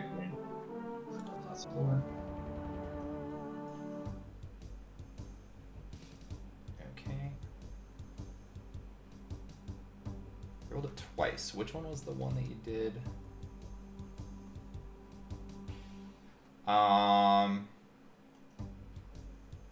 Did you accidentally roll it twice?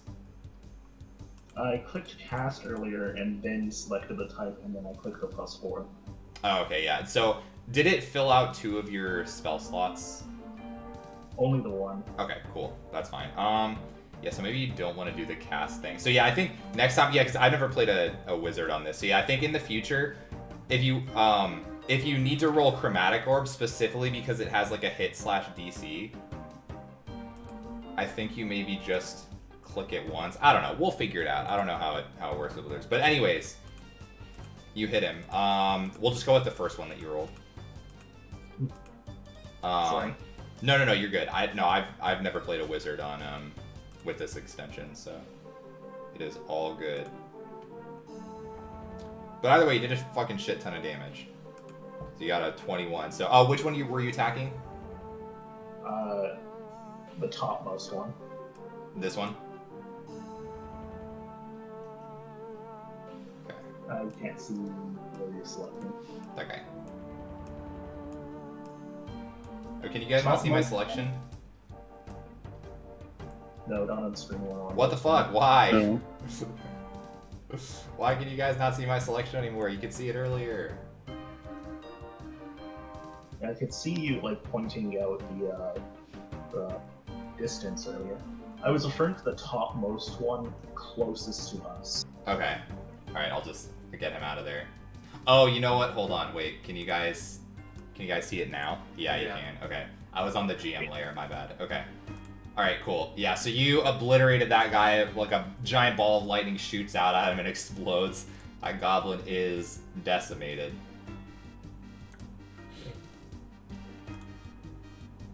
Alright. And is that your turn? Do you want to like move anywhere or do anything else? That's my turn. Cool. Okay. Next up we got Scrappy. Okay, so I don't know if it's just me, but one of the goblins is in a different spot on the stream versus what I'm seeing. What is he? Oh yeah. I think I'm having that too. What the Like, fuck? the top goblin on the stream is on there. Oh, the wrong thing. On the stream it's there, but I'm seeing it there. Really? Mm-hmm. Yeah. Yeah, I'm seeing it the same way. So I don't know what that means. It doesn't have that. He should be directly above the goblin behind the cart. is Yeah, he not? okay. It's matched up Yeah, now. now it's fixed. Oh, okay. I guess I didn't move him around. That was, yeah, I don't know. That was weird. I just thought that was weird. I I don't was know, hoping dude. I wasn't the only one. No. Roll 20. All right. Yeah, you're up. Alright, I'm gonna go here. And I'm gonna cast Grease. Ooh, okay. Make sure to, yeah, okay, you got it. Yeah, display and tabletop, cool. And Okay. then I'm gonna cast it,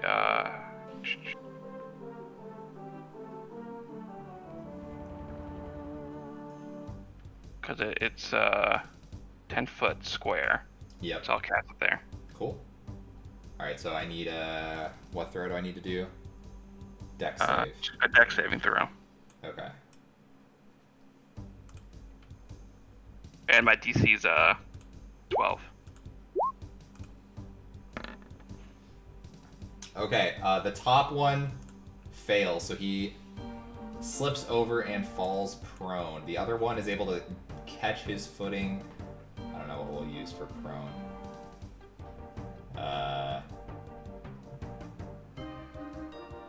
Doesn't matter.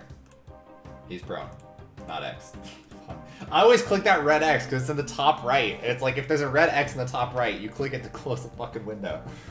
It's so poorly designed. And then my bonus action, I'm gonna have Scooby attack. Okay. And Scooby has 40 movement, so you can get right up there. Look at that. Okay. Cool. Yeah. Now I gotta fucking figure how to do this again. How far is your dark vision? 120 feet. Or for me or Scooby? Either, I guess. Does he have the same senses as you? I'm looking.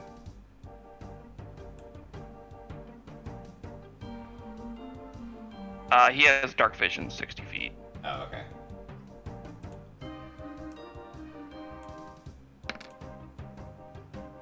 Seven points of damage. Oh, I need to attack. Yeah, you first. gotta see if he hits first. But there isn't a way to just click that, I don't think. Is there not? Yeah, I don't know. No. So I have to do a d20 plus 4.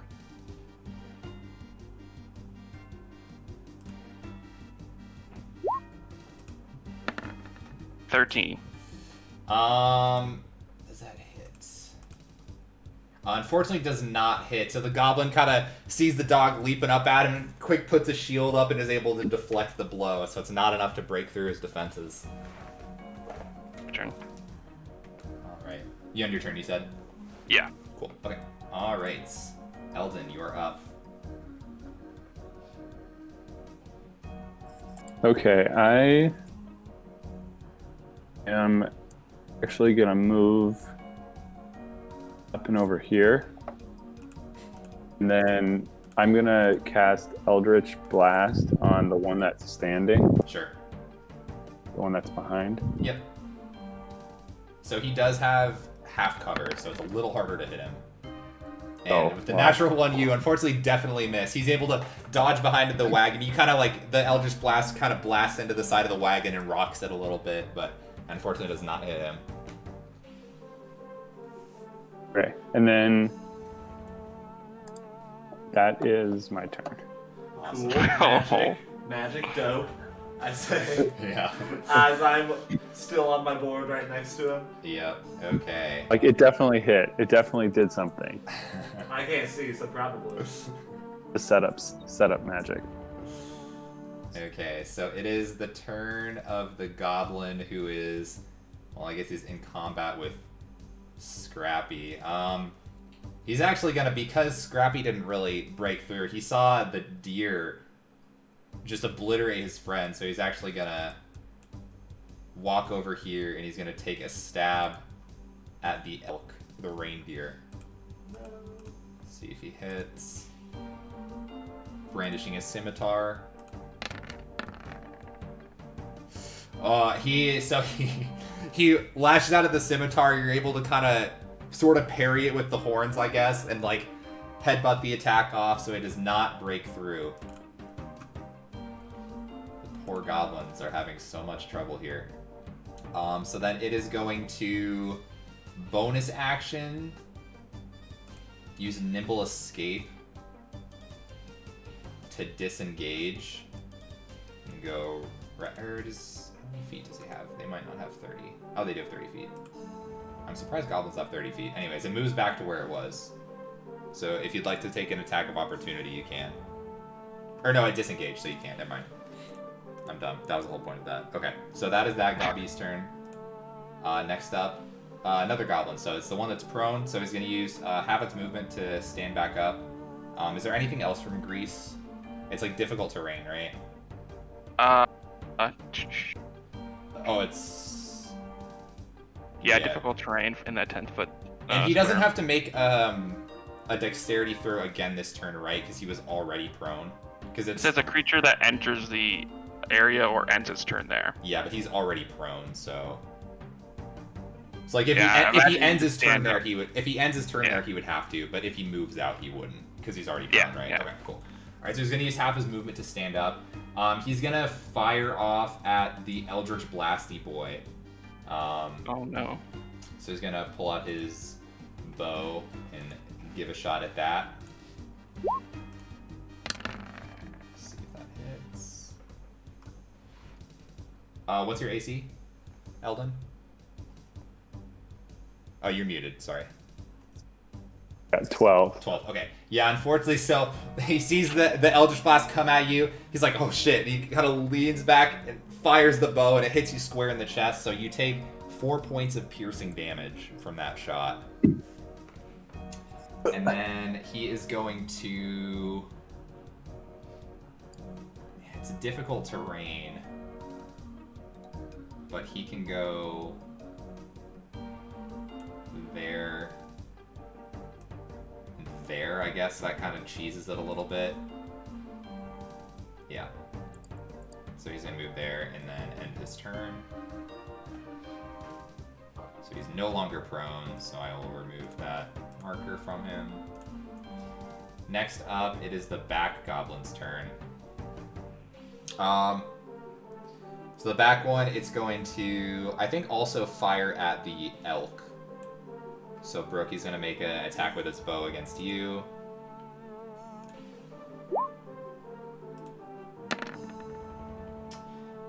Does not hit. Wow, this elk hard to hit. So it takes the bow back, shoots at you, but you're able to deftly dodge out of the way. It's, you know, your favorite winter terrain. So it gets a little bit frustrated, kind of stomps his feet a little bit, and then you see he walks up to the wagon and is going to grab a horn and blow a really loud horn. So you don't know what that does, but he may have alerted someone or something. A Yeti, perhaps? I don't know. I'll have to see. All right. End of the round. I have a question Broly about Flounder. the Yeti. Yeah, what's up? Does the Yeti count as a beast? I believe a Yeti I is believe a beast. It might be a monstrosity. I'll double check for you. I could see it being either. It's probably not a beast. Because if it was a beast, then it could be wild shaped into. Yeah, it's a monstrosity, so no. No wild shape if that's what you're trying to do. No, there's something else I was thinking about. But... Oh, yeah, okay. Alright, so my turn? Yes, Broly, you're up. Alright, I'm on my board. I look up at Eldon, like, this next move might go in your next book. I'm gonna use half my movement to get up, and I will start... so I still have 20 feet. Yeah, so right now all of the goblins currently have half cover from you. You'd have to move at least a little bit. Yeah. 5, 10, 15, 20. I can get there. Yep. Would this one have half That one would now not have half Okay. cover. That's the only one.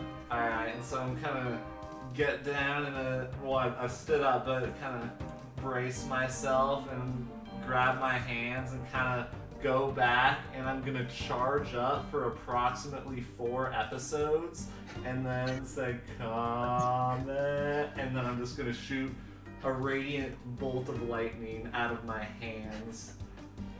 A sun bolt. DBZ style. Oh my god, natural 20. Let's go! I hate this. So yeah, then you should be able to click the box in Roll20 to roll the damage, like the pink radiant sunbolt box, yeah. Let's go!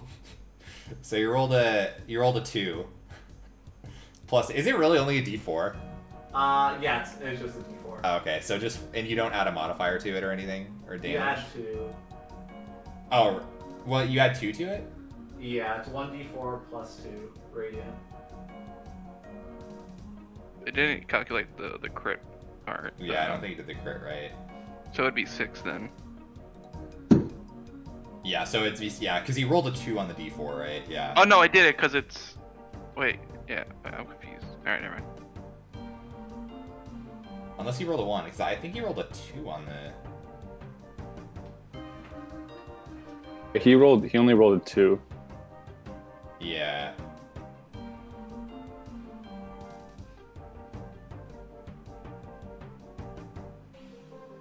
So it would have been 6 damage then? I guess. Yeah. Yeah, I don't know if it did the crit right. What if I do that?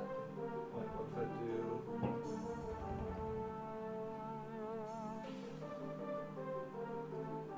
Yeah, I don't know. Some of these calculations are a little borked. Yeah, we can just do... So I rolled a 2, so that doubled to 4, and then add 2 for 6. Yeah. Because, yeah, see, on Pix's roll there, he rolled a 1 on the d4 plus 2.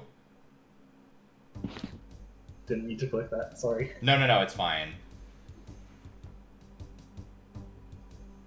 Yeah, so I think the thing in parentheses... Yeah, chat can't see this because I'm highlighting it on my GM side. But yeah, because I think it goes, like, for the Broly one, yeah, I think it doesn't calculate the crit correctly. Yeah.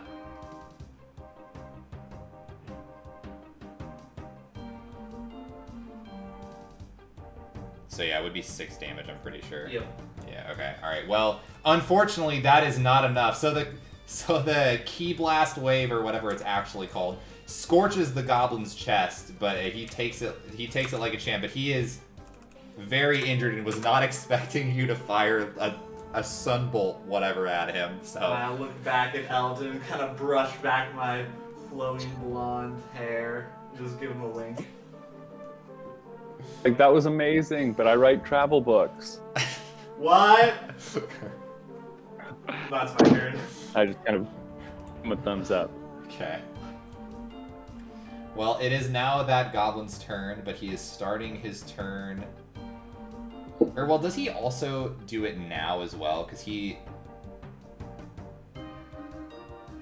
When he enters the area or ends his Yeah, enters turn? or ends, so no, he wouldn't, because he already made it Yeah. once. Okay. Yeah, Cool. so I feel like he's fine. Yeah, okay. Unless he stays there. Yeah. So he, seeing the... Oh, I guess it's... Hold on, top of the round, 1 sec. Not doing anything suspicious.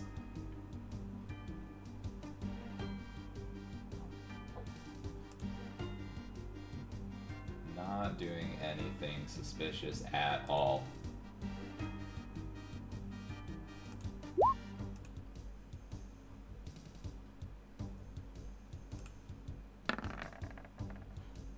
You can't see my rolls, right? Nope. No. Cool, okay. I keep having to ask because last time everyone could see all of my rolls.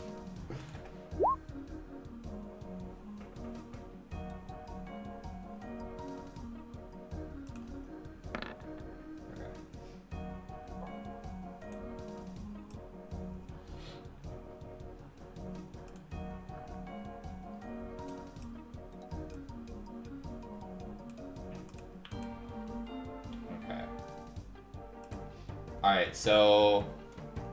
Let's see.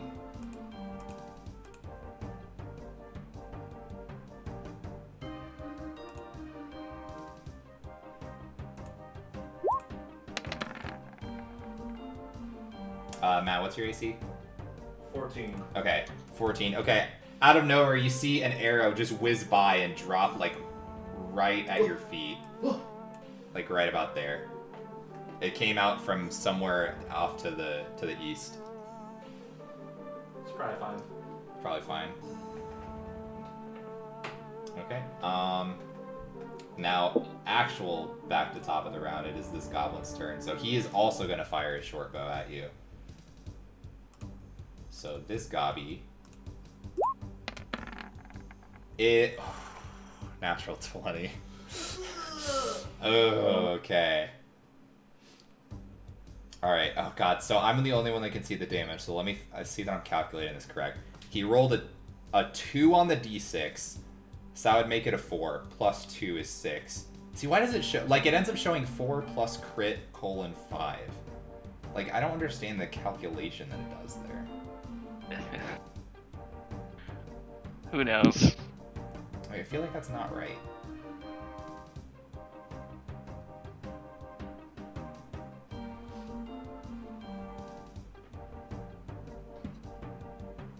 Because how would that get a 5? Because it's a 1d6 plus 2, and it supposedly rolled a 2 on the dice. How could it get a 5 if it was a crit? I don't know. That does not make sense. I think the crit roll is messed up.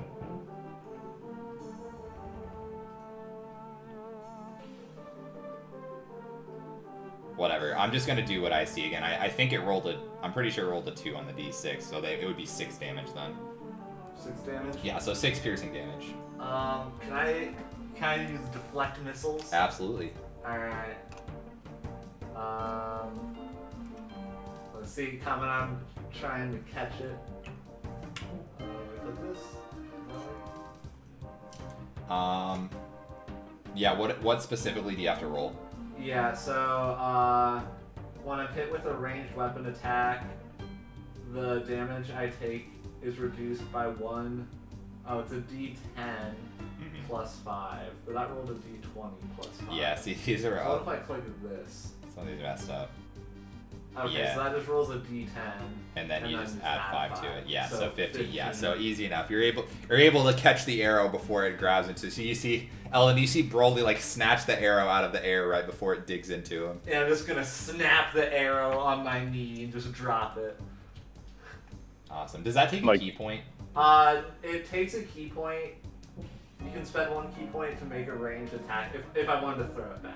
Okay, gotcha. Use the arrow into the lost All match. right. So the goblin sees that and is very freaked out. So as a bonus action, it is going to use. I guess it doesn't have that. So it's just gonna. Oh my god! Fuck. It's just gonna start running this way. And that will be his turn. Gwen, you're up. Let's go reindeer. Okay.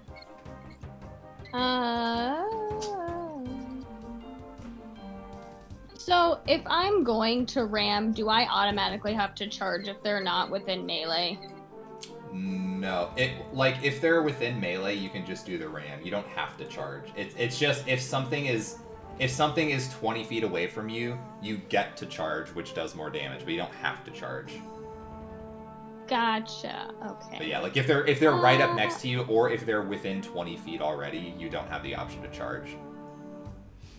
Okay. You have to like get a running start on. Let's charge at this guy. So it has to be a straight line. Oh. Yeah. So like it has to be a So completely is- straight line that's over 20 feet of running speed. Okay. Okay, so I can just ram this guy.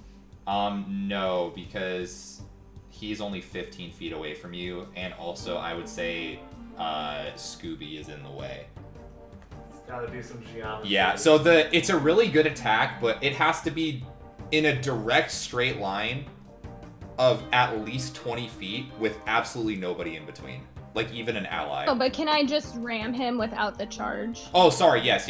I'm sorry. I misunderstood. Yeah. You could still run up to him and just ram him. You can't charge him. I'm sorry. I misunderstood. Okay, I would like to just ram him. Yep. Okay.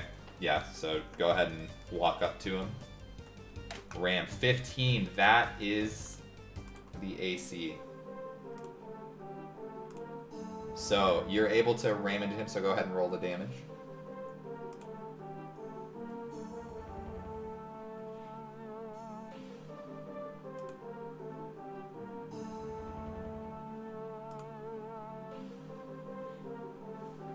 Okay. So 5 points of bludgeoning damage. You smash into the goblin. He tries to put up a shield to block it, but the shield then slams into him, so he still takes the impact of the damage. So seemed to knock the wind out of him a bit. He's still up, but he's looking a bit hurt. Anything else for your turn? No. Cool. All right.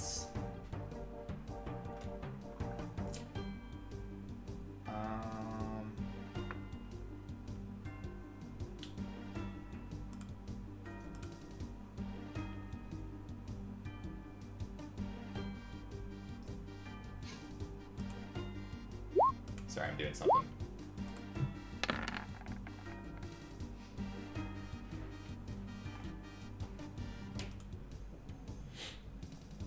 Okay. How did I... Is that right again?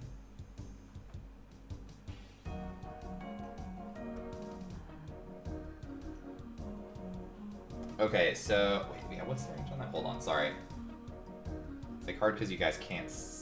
Well, how much dark vision do you have? Like, what's your range? Mine's 60. Okay. Oh yeah, Devin's the only one with like massive dark vision, I guess. Yeah.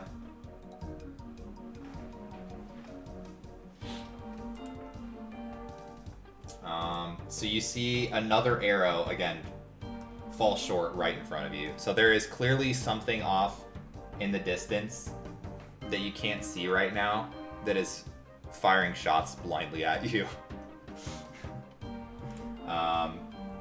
Okay, that was your turn. Alright, N, you're up. Okay. Since my walking speed is 30 feet, that's how many squares I can move in a turn, right? Sorry, what was that? Since my walking speed is 30 feet, that's how many squares I can move in a single turn, right? Every square is 5 feet. So you could, if you have a walking speed of 30, you could move 6 squares. You could also take your action to be able to move again, but then obviously you wouldn't have your action. So yeah, generally it's 6 squares per turn for you. Also, moving diagonal only counts as 5, so like, you know. Some people think it... I think there are some rules where they make it so diagonal movements cost 10, but I think that's... I don't like implementing that.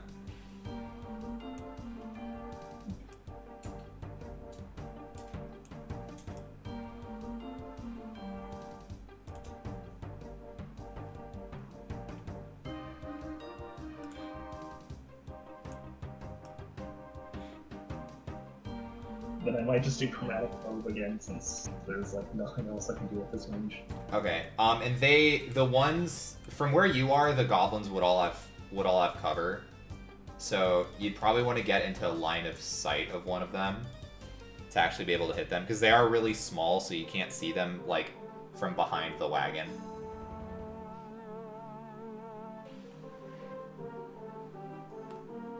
It's like if you moved like 2 squares down instead, you would have a clear shot at that guy at least. The other ones are like a little bit more hidden, but... And you can attack like over allies normally. Like, so if you were like right here, you could attack over Scooby to hit that guy if you wanted to. Would the attack hit Scooby at that point? No, unless it's like if it's in like an area of effect attack, yeah, but I don't think Chromatic Orb is, right? Yeah. Yeah, Chromatic Orb just hits one target, so. Oh, okay. Yeah, so go ahead and click the hit/DC thing to actually do the attack roll. Again, if you want to attack like this guy, you would need to be like there where you have sight. Otherwise, like if you wanted to attack like this guy, you would need to be like somewhere like up here where you like have like more of like a shot like that or something. Because yeah, right now you can't attack either of those guys because they have full cover from you at this moment. So does him. So yeah, you need to get in somewhere where you can actually see line of sight on them.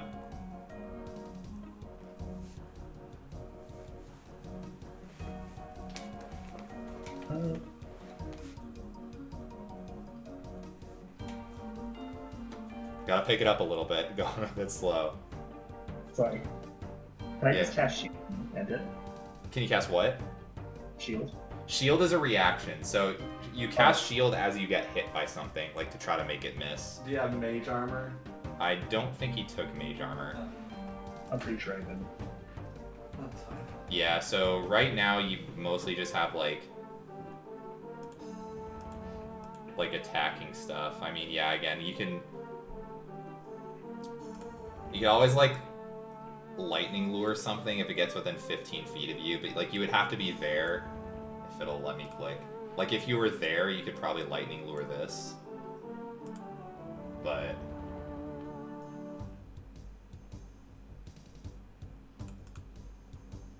yeah, otherwise you could still cast a chromatic orb on that from there if you want to do that. Yeah, I'll just do a chromatic orb. Okay, so yeah, go ahead and roll the attack.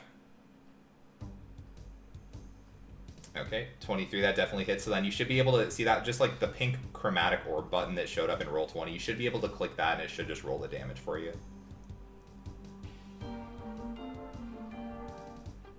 Awesome, 18. So, yeah, it obliterates that goblin. Yeah, goblins are very weak creatures, so it's, yeah, he's fucked up. So you zapped him out of existence. I think that's probably, yeah, you used pretty much all your movement, so I think that'll probably be your turn then. Scrappy, you are up.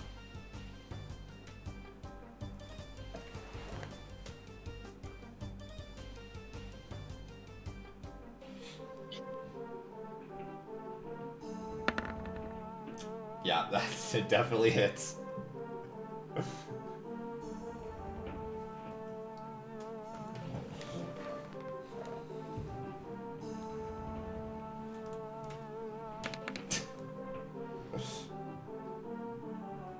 Oh, that first one was messed up. So I guess we'll take the second one, probably. What, did you, like, click it twice, or what happened there? Is he muted? Devin, hello? Oh, I was muted. Yeah. I'm sorry. I only clicked it the once, so I'm not sure what happened there. But when I mouse over the 4, it has like some weird. Yeah, I don't know what that calculation's all about. Yeah.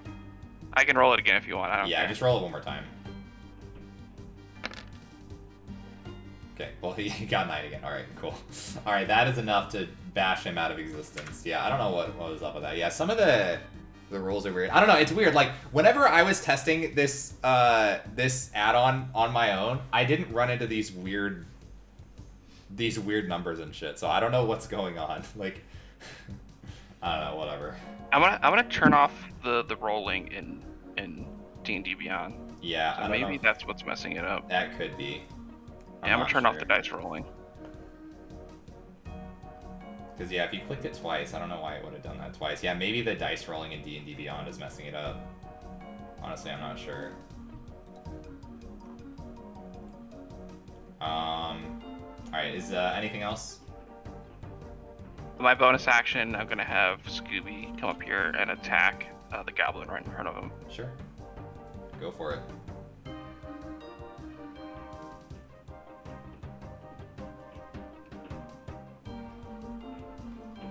Oh yeah. I actually have to roll it. Yeah. There isn't a good one for him. Poor Scoop.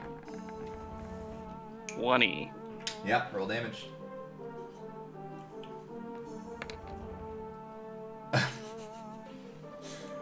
Massive damage from Scooby as he claws at him and just kind of touches him. But he, he draws some blood. Not great, but it's better than nothing. Boo boo. All right, is that your turn? Yeah. Yeah, that's my turn. Cool. All right, Eldon, you're up. Okay, on the one that's running away, I'm going to Eldritch Blast him Okay. with the intent of knocking him out and not knowing him. Okay.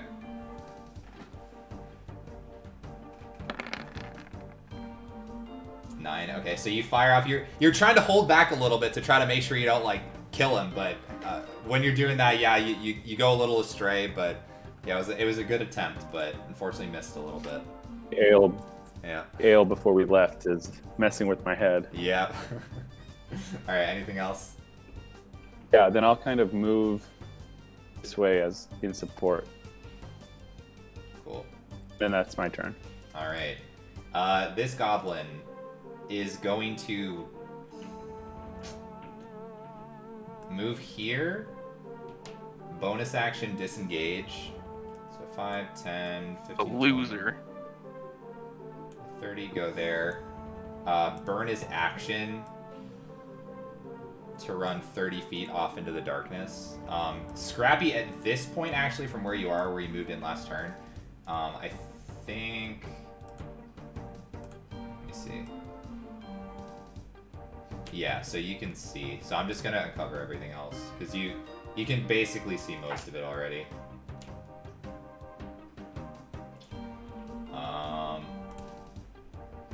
So I don't think there's a way to reveal to only one person, but Scrappy's the only one that can see this stuff right now. Can you guys see that? Yeah. Okay, let me move the camera over a little bit now. Okay. It's hard because I have to make sure I can the stream can see everything and that I can see everything because they're on two different captures.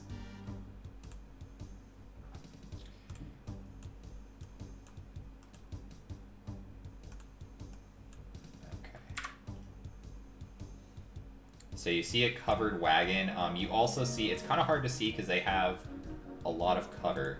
You do see 2 goblins in the back. That was maybe where those stray arrows were coming from. You also see what looks like 2 large polar bears that are carrying this massive... It shouldn't even say it's a sled. It's like... Again, so this is what you saw in the distance, that structure. It's like a large 2-storied... It is a wagon, kind of, but it's like almost on treads. Like treaded wheels.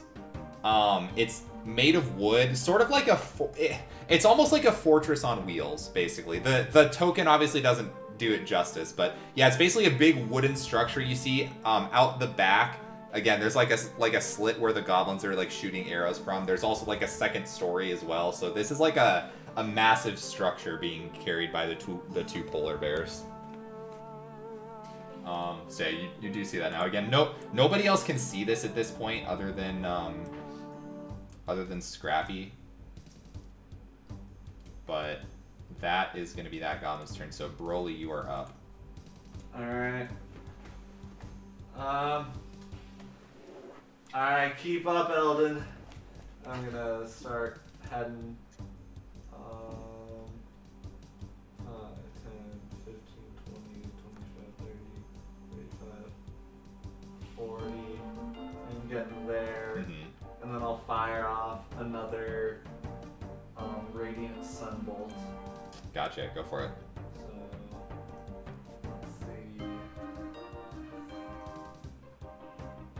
Sure, yeah. 20 hits.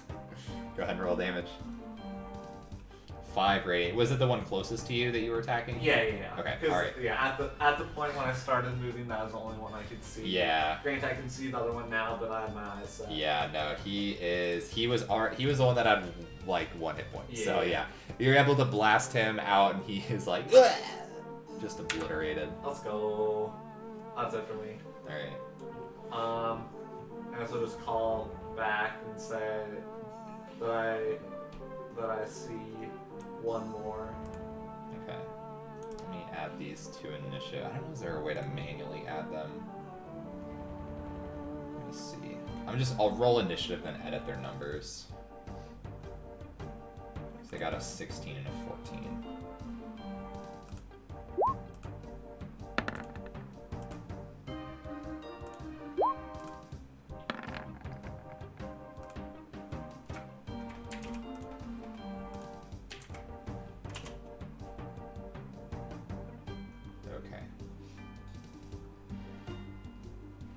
that your turn, Broly? Yep. Alright. So luckily you are at the end of the round, so I should just be able to sort this back to descending order. Because now it would be this goblin's turn. So, how far away are you?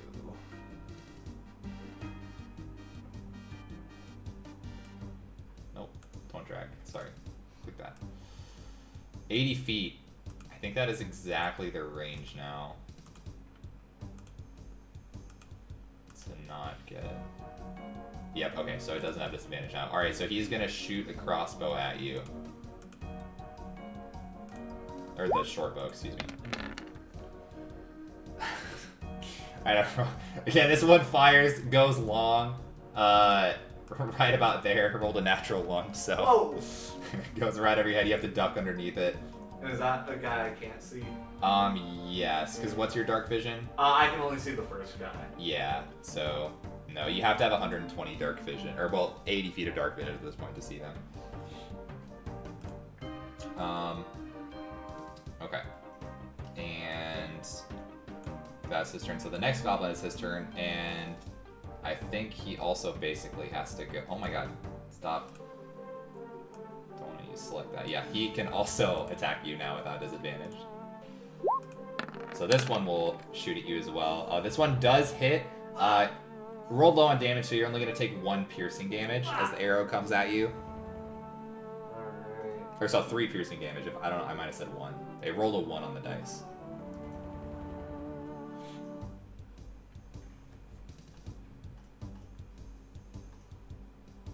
That worked. Yes, it did. Okay. Awesome. Gwen, you're up.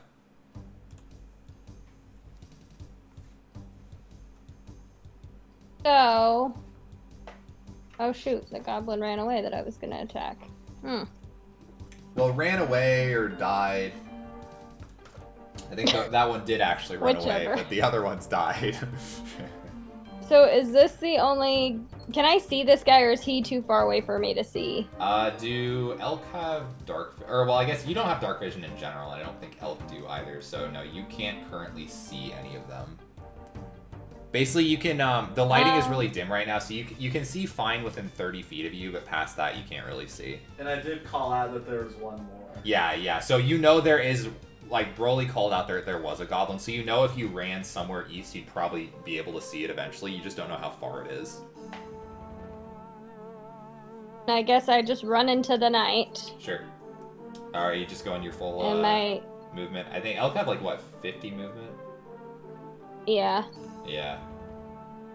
5, 10, 15, 20... So you could basically run until you're 30 feet away from it, because at that point you could see it, so then if you wanted to change up your game plan at that point, you could.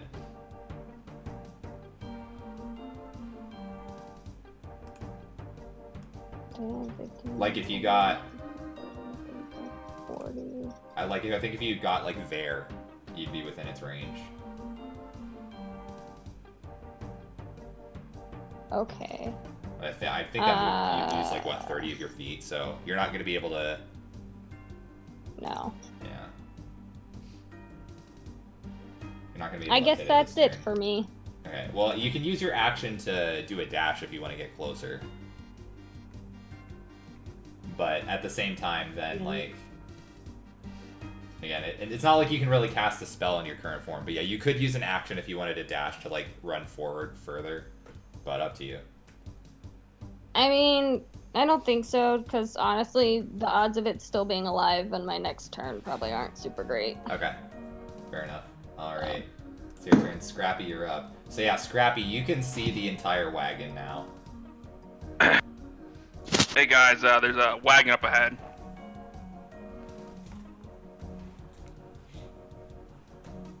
Cool. There's my 35 feet of movement. I'll cast Firebolt. Okay. The goblin up ahead. Okay. You firebolt and he kind of jumps out of the way. Ah! Fortunately, does not hit. Okay, and then Scrappy will just come forward, and Sure. that's it. Dope. Magic. Dope. Magic. Alright, and you're up. See again, you cannot currently see any enemies, but you know there are some to the east. Okay. Can I just do full movement this turn? Yeah, you could. You do also, if you want to, not that you'd have to do it, you do have Expeditious Retreat, which you could cast as a bonus action, which would give you more movement speed if you wanted to do that. Otherwise, you could still just use an action to dash to go like 60 feet normally, but yeah, you do have that as an option. I'm gonna save it because I'm low on spell slots. Okay, sure. Yeah, no problem. So yeah, again, if you're using your action to dash, basically it just doubles your movement speed for the turn. All right. Thank you. Okay, and then that'll be your turn since you used your dash action. So Eldon, you are up.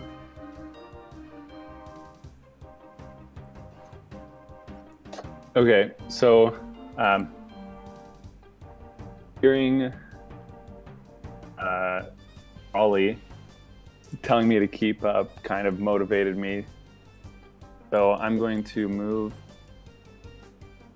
right here, and then so I can use a bonus action and an action, right? Yeah, so if you're casting a spell, it gets a little wonky. Like if you cast a spell that has a spell slot as an action, or even I think it's correct me if I'm wrong. If you cast a spell that has a level on your turn, the only other spell you can cast has to be a cantrip. Is that correct? Correct. Yeah. Okay. Yep, correct. Yeah. So like Okay, if you because this one, Mhm. I don't know how to like share it with you guys. There should be, if you click on the spell in D&D Beyond, then like on the right column at the top there should be display in VTT. Okay. Yeah. So Yep. it says the casting time is a bonus action. Right. So you could use Misty Step and then Eldritch Blast as your action, because Eldritch Blast is just a cantrip. So you Yeah, could that's do that. that's what I'm gonna do. So I'm gonna Misty Step right next to Brawley, Let's go. and then like look at him and be like, "Watch this," and like cast Eldritch Blast at this one Sure. again, trying to knock it out. Sure.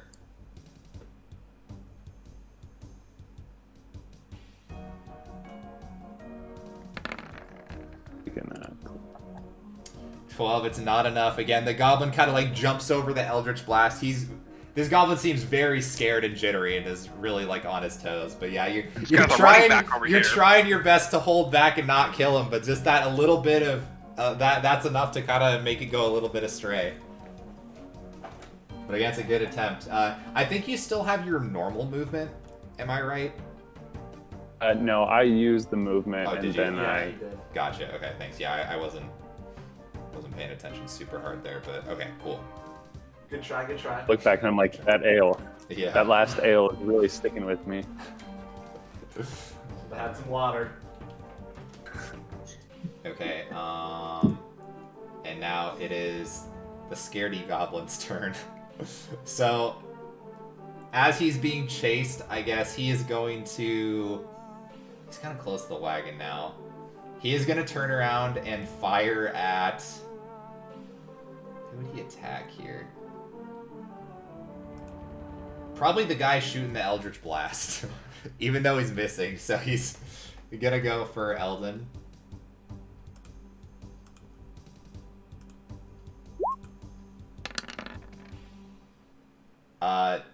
Does 12 hit? Yeah, my AC is 12. Okay. So you take 5 points of piercing damage as the goblin does not seem to understand that you're trying to not kill it. It just turns around and fires the short bow at you. And he's going to run another 30 feet. 30. Get there, I believe. That's I gonna want to be his hurt. turn. I'm bleeding a little bit on Yeah. that after that one. All right, Broly, you're up. Alright. Let's see. Not exactly, but I saw him before he ran off. Yes. So you know the general direction he Yeah, ran in. yeah. So then I'll start running forward. 5, 10, 15, 20, 25, 30. I see him. How much dark vision do you have? I have 60, 60 right? feet. So yeah, you can see the wagon now. Yeah. Oh, cool. Wagon. Whatever. Actually, Yeah, and you see the two goblins peering out of the little slots, but it's they're considered 3/4 cover. Yeah, then I'm gonna attack the one that we keep missing at with another radiant sunbolt. Sure, go for it. And this goblin. Oh no! Easy. Natural 20. Natural 20. Yeah. Man, that's your second crit, and over here rolling like 3s. Yeah, you've done. Devin, you did great last session. To be fair, you were tearing it up. So I rolled a 4. Yeah. So you rolled a 4. So Double that that was to 8 plus 2 is 10. So 10. Yeah, I don't know what that number on the right is. And unfortunately, I did not understand what Eldon was trying to do, so Yeah. I'm all about the fight. Yeah, so I was you like blast him and like turn over to Eldon like, yeah. And I'm just like, Got him. good job. And that's my turn. Okay. Okay.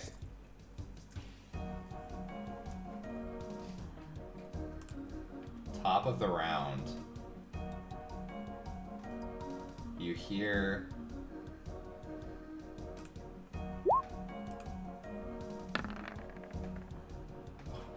okay, that's fine. You hear it sounds like something roaring from in front of the wagon.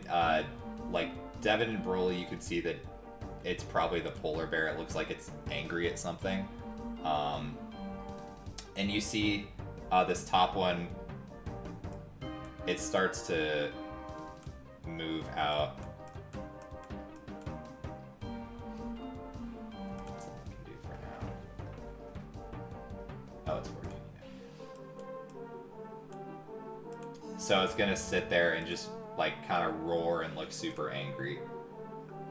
So let me. Oh fuck! I didn't have the token selected. Okay, well I rolled initiative for him a while ago, but he's a 3, so let me click him, put him in initiative,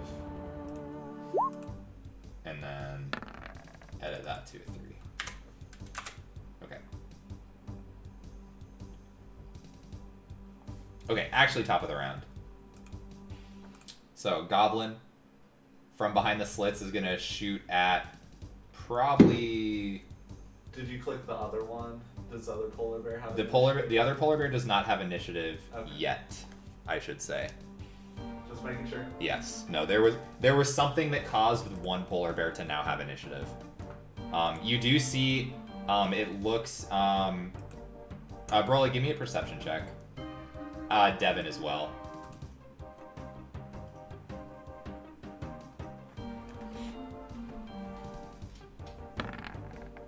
Okay, so Scrappy, you're not too focused on it. You're like, oh shit, giant polar bear. Broly, you do see, it looks like, it has like a massive harness that was around its neck, that appears to be,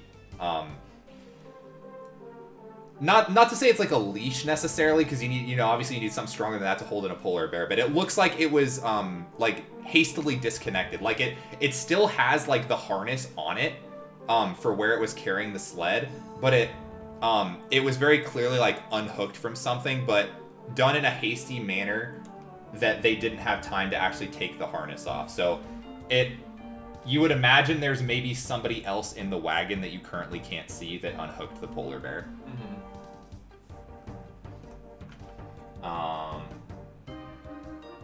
Okay. And then it is going to be the goblin's turn. So this first one is going to fire another arrow at Broly.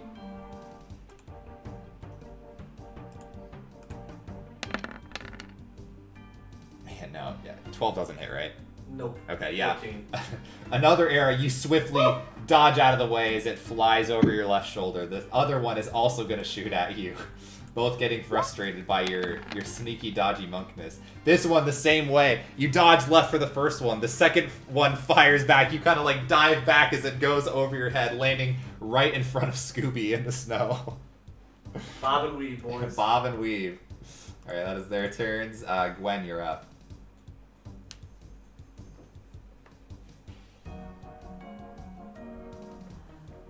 I think you're muted if you're talking again. Polar bear? Oh, shit. Oh, maybe you are? How about now? Yeah, you're good. Cool. Can I see any of the polar bears? How much dark vision do you have? Or do you have dark vision?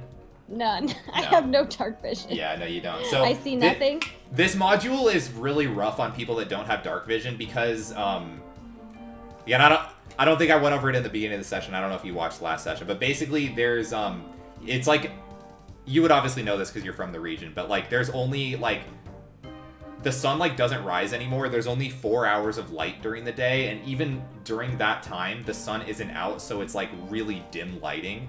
So like, you can you can see 30 feet in front of you with dim lighting, but past that you need dark vision. So it's a rough module if you don't have dark vision.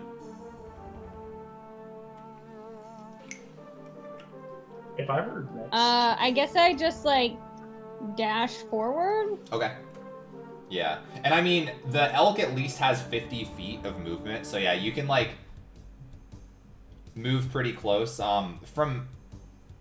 Yeah, I guess as you get closer to the wagon again, you will see it. You'll see the giant polar bear that kind of came out of nowhere at you guys. Or at least according to you, it basically came out of nowhere.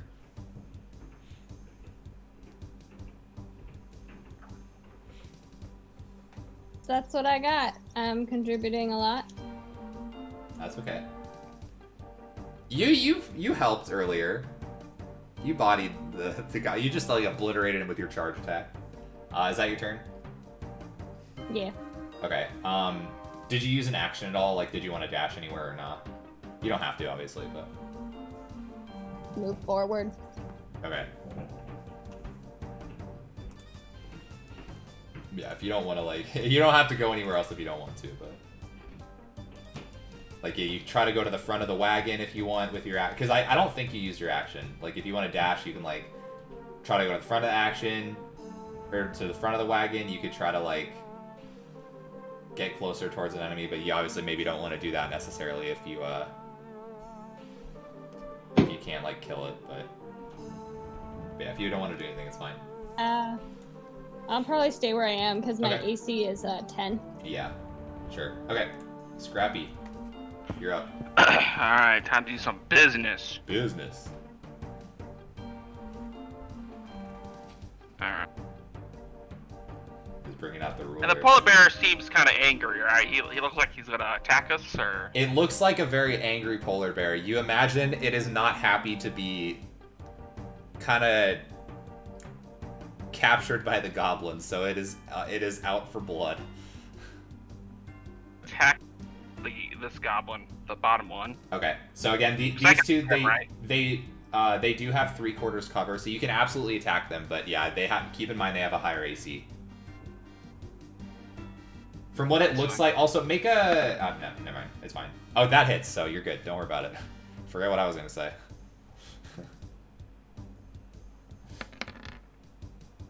All right, 7 point. That's what do you know? That's how much you need to kill a goblin. 7 hit points, 15 AC. Yeah, I know all about goblins. Yeah, you know all about goblins. Which one are you attacking, top or bottom? The bottom one. Bottom. Cool. Okay. Awesome. Yeah, the goblin is kind of peeks out of the little hidey hole to like look at it. Just gets a firebolt right to the face. Just you hear just like a big thud in the cabin as it falls down. And then my bonus action. Just 1 second.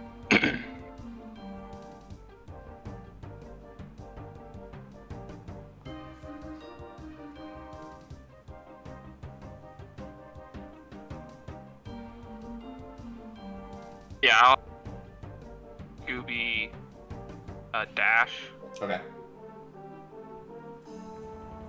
and then he'll run up to the polar bear, Sure. and that'll be my turn. Cool. All right, and you're up. What do you got?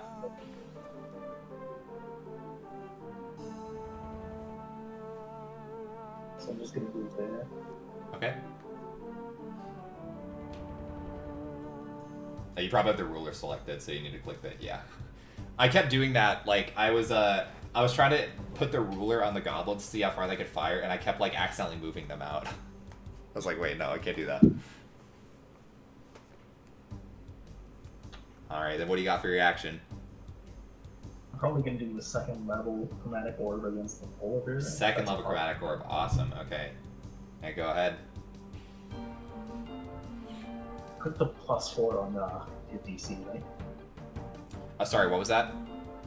Click the +4 on hit DC on D&D Beyond, right? Yeah, but make sure if you're casting it at second level, do it under the like the one that's actually under second level. Okay.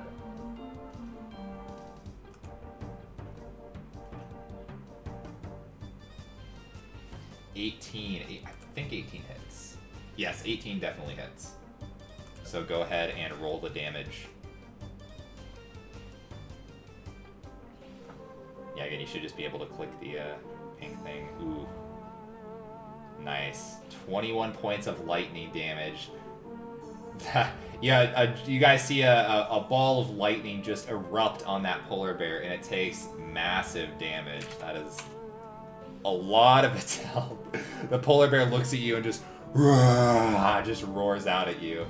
So it is even angrier than it was before. But yeah, it's charred from the electricity all over its fur. Oh, and can I ask you something? Yes. If I have 2 second level spell slots, that means I can cast 2 second level spells, right? Correct. Yep. So since you just cast that chromatic orb at second level, you can basically do one more second level spell slot for the day.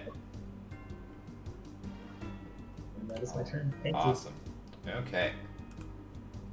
Next up is Eldon. Okay, I'm a little shaken by the 2 arrows that I've taken for the chest. Be one to the chest, one to the knee. Yeah, probably. So I'm going to, before anything, I'm going to cast this Armor of Agathis. Yep. I have no idea what it is. Yeah, so you gain basically you gain 10 temporary hit points, and then if somebody hits you, it like explodes out at them. It's a really good spell. Yeah. Okay, so I am going to do that, and then I can't really see who they're. I might be able to. You maybe can if you get closer. Or do you have dark Right now I vision? can't see. I do, but up to 60. Oh yeah, right. I always forget Scrappy's is so big because he has his fucking his He's goggles. better than us. Yeah, because he's better than you He's guys. better. Man, I feel like every session I need to lend my goggles to someone else. Yeah, maybe. I think the guy who can shoot Eldritch Blast at 120 feet should have 120. That Wait, actually they only would be give you 60. pretty good idea because Yeah. he can see his entire range. Yeah. Yeah, maybe we'll talk about that after the. And your character actually does have like your token. Looks like he has goggles. Yeah, exactly. Give it to him for the RP purposes. All right. Yeah. It's yours. So Next time I see I you. just move here. That's my movement, and that is my turn because I can't do anything else. Okay. All right. Broly Flounder. All right, you know the drill. I'm looking straight back at Eldon. It's like, check this, and I'm just gonna start running to the polar bear, and just tell me what I can and can't do, DM. Okay. I'm a surfer. Right. I've had my wrestles with some sharks back in my day. Sure. I've had some run-ins. Okay. I see a saddle. Can I just like attempt to wrangle the polar bear or like, you know, ride him like a surfboard? Yeah, sure. You know I'm gonna make you do animal handling. Oh, I fully Absolutely. expect it. Yeah, go for it. He's prepared. No! Um. Ride like a wave. Right. So you jump on the polar bear, and it is going to thrash about wildly. And give me a dexterity saving throw. Okay, that's enough. So you can. It kind of like knocks you off, but you land back on your feet. Alright, Alright, do not board the polar bear. And I You think two that's- thumbs up. I look back, alright. It's not my action. Yeah. And so that's my turn. Okay. I'm Good guessing turn. So it's now the polar bear's turn. Yep, So it's yep. gonna claw at you for Yep. trying to jump on top of it. Yup. Fair. So it's first gonna bite at you. So it lunges in for a bite. 20 hits, right? Yup. Okay, you take 8 points of piercing damage as the polar Wow. bear bites into your shoulder, Alright. and then it's gonna swing at you with its claws. That one misses. So as it's kind of biting into the shoulder, you're able to kind of like kick it away as it tries to claw at you, but it misses as you kind of like dodge back. But yeah, that bite did take a mighty toll on the on the shoulder. But Shark bites are worse. yeah. All right, so that is the polar bear's turn.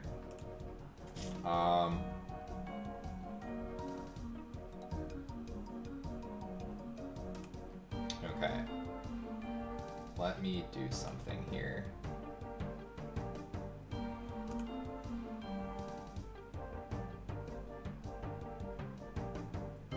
Is animal handling under wisdom? Yes. Okay, thank you.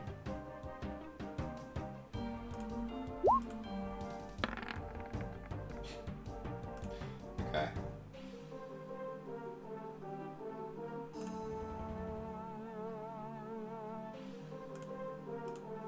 Interesting.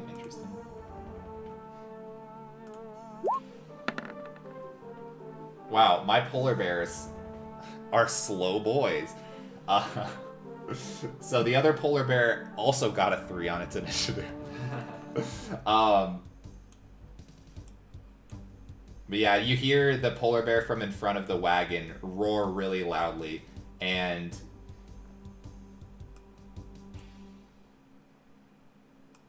yeah, no, just stay there for now, I guess. You notice it doesn't move out though. It roars towards in towards the wagon and then doesn't move anywhere. Okay, top of the round. Goblin is going to seeing the damage you did to the polar bear, it's probably going to fire an arrow at N. So it's going to shoot its short bow. Oh, natural 20. Oh no! Oh no. So yeah, Hey, it's a wizard. Good luck. Yeah, shield's not gonna save you here. Okay, what did it roll? So it rolled a 3 on the dice. That's 6 plus 2. So you take 8 points of piercing damage. Oh man. He still does have more health than Eldon, so he's not the most hurt one here. But yeah, that does take a chunk out of your vitality. Gwen, you are up.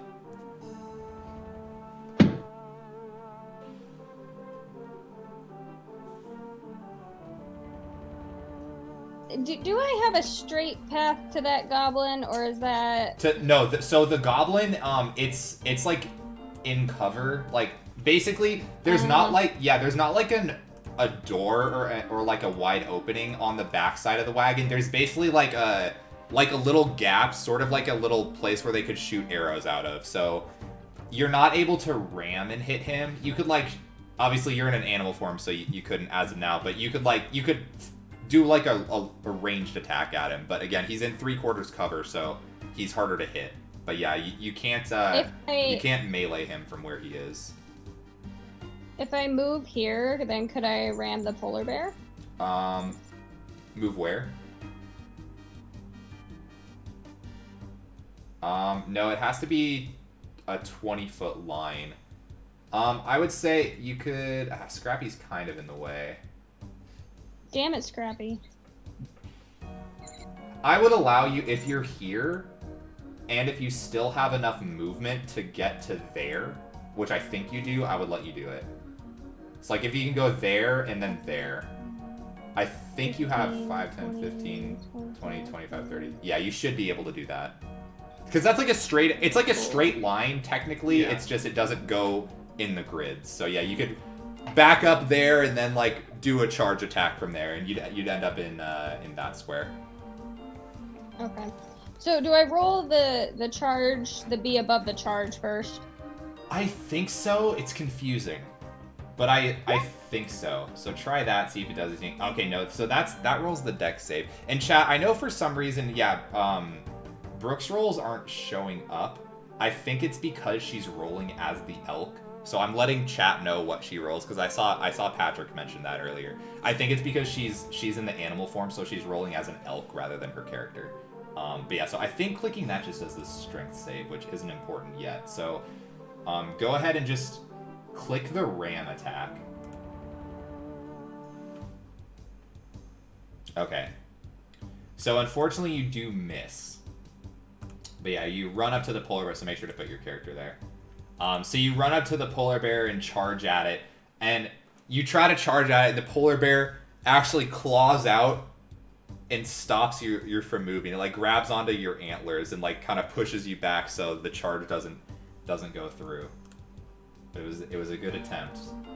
Good positioning. Hate to see it. Yep. Okay, that's my turn. Okay. Big boy Scrappy. Scrappy's gonna firebolt the remaining goblin that we Sure. can see. Go for it.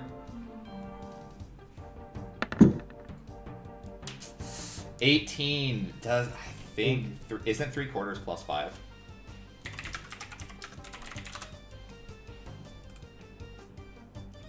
I think it is, right? Think. Yeah, so that doesn't hit. Oofta.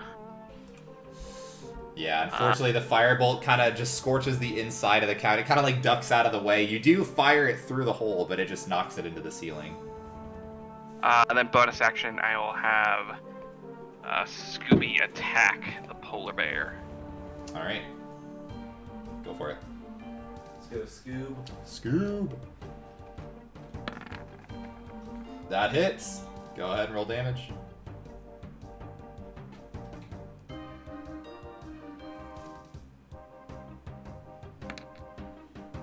Ooh, big boy damage from Scoob. Let's go. And is that like a bite attack or a claw attack? I don't know how it's flavored. It says it's a force empowered rend. What? I think it's a claw attack. I think that's a claw, yeah. It does force damage. Okay. Force damage. So, What the fuck? yeah. That's weird. And it's actually weird because it's supposed to add my proficiency bonus to it as well. I don't know why it doesn't do that. So technically it's supposed to be 9 damage. Oh, is it 9 damage? Yeah. At least that's what it shows in D&D.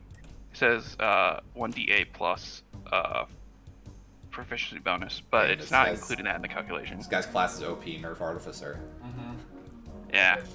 Okay. So he took 2 more damage, basically, right? Yeah. Okay.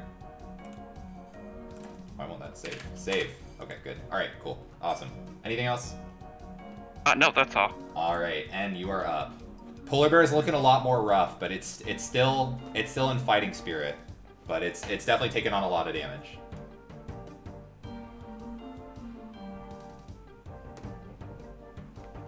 Move there, Okay. and then I am going to use the lightning lure. Awesome. I believe I have to make a save for that. Maybe I'm wrong. Yeah, so I have to do a strength saving throw. Let's see if the polar bear... It does have a lot of strength. It's a big boy. Okay. So you lash out and like basically like a lightning whip like kind of lassos around the polar bear, and you pull it, and it does actually surprisingly move towards you. So the lightning does work. You see the polar bear kind of tries to fight back, and it looks like it slips on a patch of ice and gets dragged forwards towards you. So then it takes let's see. So yeah, go ahead and click the 1d8 in the damage. Nice. So 7 points of lightning damage. This thing has been lightninged to hell and back by you today. I feel bad. He is very angry with you. Alright, anything else for your turn? No, that's everything. Thank you. Cool. Awesome. Alright, Eldon, you're up. Is it? So just a question: does the polar bear take opportunity attacks because it got moved, or that's only if it moves willingly? Right. So any attacks that force a creature out of its range do not get opportunity attacks.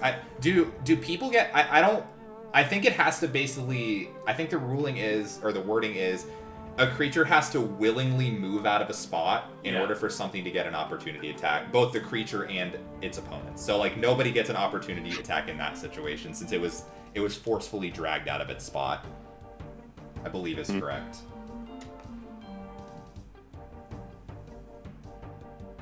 So I'm going to step forward.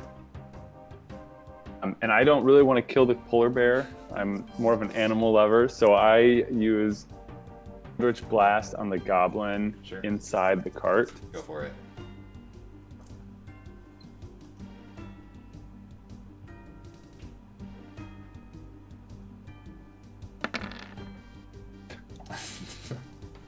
No, you're just too nervous about the polar bear getting killed. It's like, oh no, not another animal. I can't work with them. And you just, you're not able to hit the goblin. You got too much on your mind. It's been a rough time for Eldon. For sure. All right, anything else? No, I just like I'm stifling back tears from a poorly making sure that Brawley didn't see that. Brawley's too focused on the polar bear right now. I glance over. But that's my turn. Okay. All right, Brawley, you're up. Alright, look at the polar bear and just like, alright, that didn't work. Surf's up, and I'm just gonna smack him with my board. Okay, go for it. I'm on board. Oh! Yeah, ooh, unfortunate. Oh, 11 just misses, I'm pretty sure. Yeah, just misses. So yeah, you try to swing at it, but it kind of is still adjusting to the position after getting dragged, so you kind of like squirms under it and just misses with the surfboard attack. Is he looking rough? Looking pretty rough. Alright, I'll spend a key point and do Flurry of Blows. Go for it. Get 2 unarmed strikes. So, wondering if there's a way to do that besides just... What, the unarmed strikes? Yeah. Shouldn't you have a fist attack? Yeah. I think you do. Or a punch attack. Oh, here it is. Flurry of Blows. Oof. Okay. Natural 1. Alright. So That's- then 1 misses, so the other one? Yeah. Oh! No! Brawley is flailing around, unable to hit this polar bear. You're hoping that Eldon doesn't see you. Yeah, I'm, what was the word? Stifling back tears. They're getting frozen to my face. Busy cleaning off my glasses after that Eldritch Blast. Yeah. Yeah, and then that's my attack and bonus action. All right. So that is it. Alright, well, the polar bear is going to completely ignore the worthless Triton swinging hopelessly at it, and is going to go in on the wizard who fucked him up. So, first attack is going to be a bite. 15, does that hit?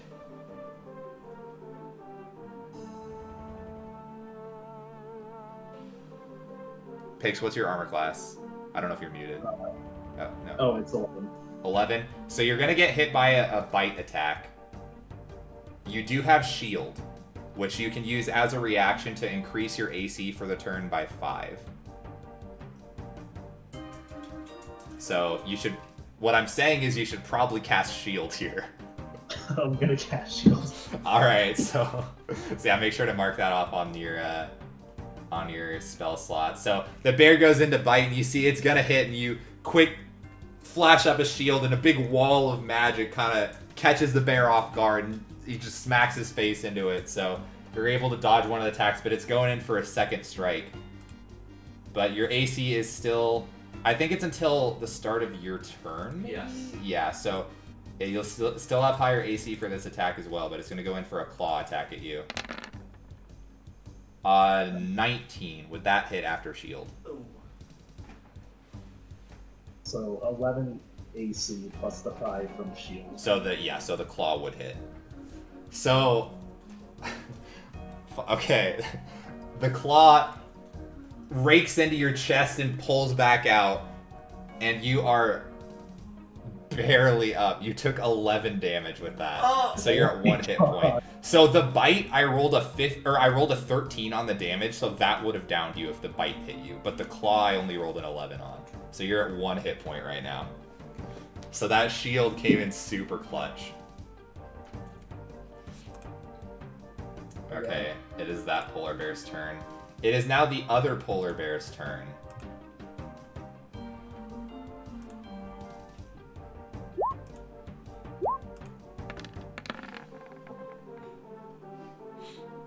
Okay. So you hear the polar bear roar out, and you hear rustling from the front of the cabin. You also hear, ah! You hear a scream as it looks like the polar bear is trying to attack something that is in the wagon. But you guys can't see from your point of view. But the second polar bear is clearly preoccupied trying to attack something else that is not you guys.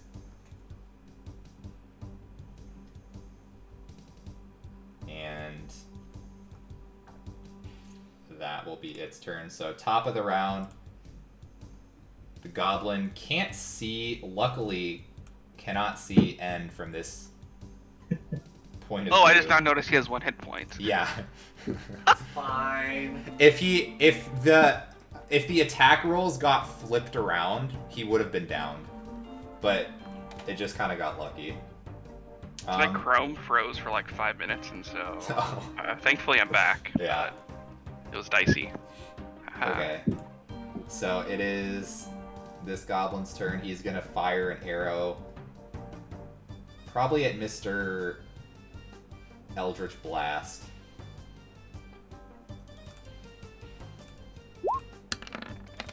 Let's see. Oh no, that's low. So yeah, the arrow whizzes past you, does not take impact on you at all. Wide shot, very, very wide shot. Maybe the goblin's getting a bit nervous, potentially. They catch it. Yeah. Pretend. Try to do some monk shit. Yeah, take a page out of the Broly book. Okay. That's his turn. Gwen, you're up.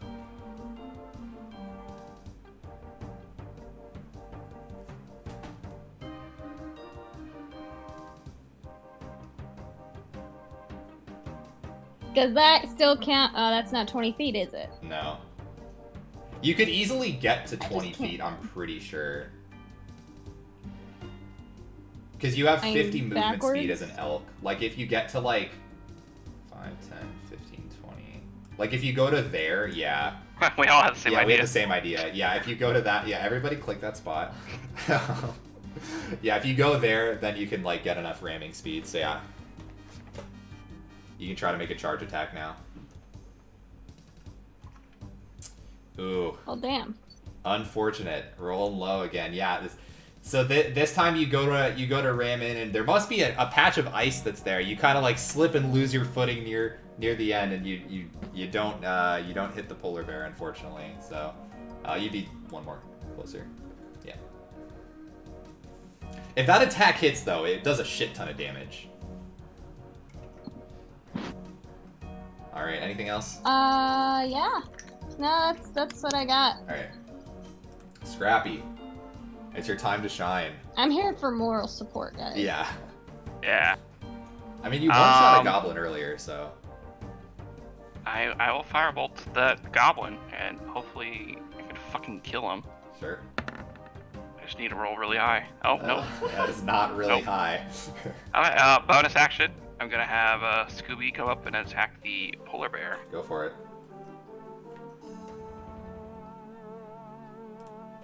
Just zoom in a Nope. bit. Here. All right, that's my turn. Okay. Wait, there's a. 13 hits 13 actually. hits. 13 hits. Oh, 13 hits? Yeah. Oh, Sorry, I just assumed that. I was adjusting the stream point of view a little bit because I didn't zoom in when you guys got closer.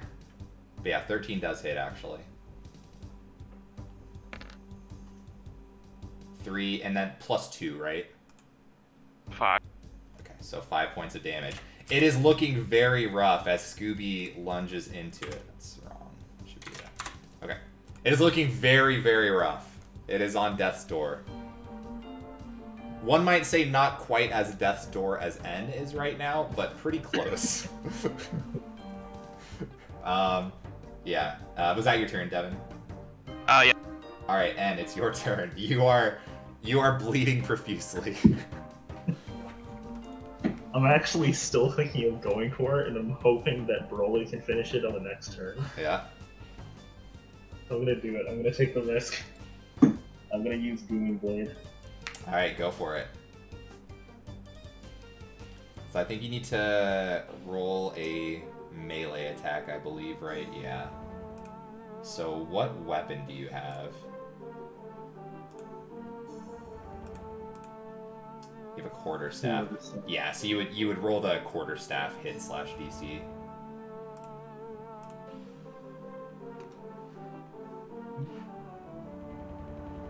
$17 does hit. Go ahead and roll damage. Okay, so we take the roll 20 automatically. You can change it in the settings, but you don't have to. It automatically rolls some things with advantage or disadvantage. I don't really know why. If it ever displays a roll like that, we just take the one that's on the left. Okay. So, but that is actually enough to kill it. Oh my god. It had 2 hit points. Oh, So you're able to bash down on the polar bear. Flames emerge from the quarterstaff and engulf it in the green flame blade, or the booming blade. Or sorry, it's lightning or whatever. Thought it was green flame blade, whatever. But yeah, it engulfs it and the bear collapses to the ground. Let's go ahead. Thank you, Scooby, and thank you, Broly. Yeah. All right. Any movement or anything else? Move a little closer to the other one, out of sight of that gobble. Mm-hmm. Cool. All right, Eldon, you're up.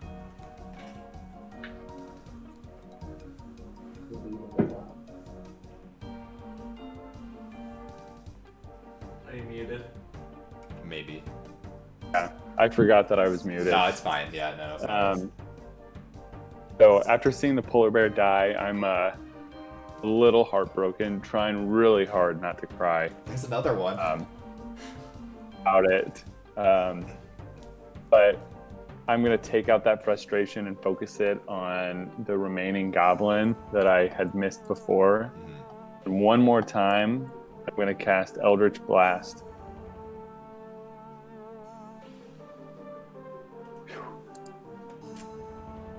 Unfortunately, does not hit. Yeah, that goblin is behind a lot of tough cover. It's really hard to hit at it from this angle. Yeah, and then I'm going to end my turn by moving over here. Cool. Kind of away from it now that I've shot at it a couple times and it's Sure. shooting at me. Okay. It could still see you from there, but you're almost out of its line of sight. Okay. And Broly. Alright, I see Scrappy shooting at him, missing. I see Eldon shooting at him, missing. Good luck. Can I jump into the cart You know what? if it used like half my movement or something? Monk shit, sure, why not? I don't know. I'm gonna say make an athletics check. Ooh, athletics. Yeah. Or sorry, acrobatics. I'm sorry. Acrobatics. Okay. 22. Yeah, I'm gonna say I would allow you to use half of your movement to get into the cabin. You would have to go in this spot. Yeah. Perfect, because I have 40 feet of movement. Yeah. So I'm just gonna... I think you're probably the only character that I would allow to do that because you're a monk. Yeah, so I'm just gonna flip on in here. Boom. The other goblin like freaks out and kind of backs up against the wall. You More also like no quarters cover. Yeah. You also do see another goblin, Oh. Another one. which has a cool hat. Ooh. Oh, and his Main face character, is main bigger. character. Yeah, it doesn't actually have a hat, but yeah. And was he the one that's preoccupied by the bear? Yeah, so it looks like the bear is attacking that goblin. Alright.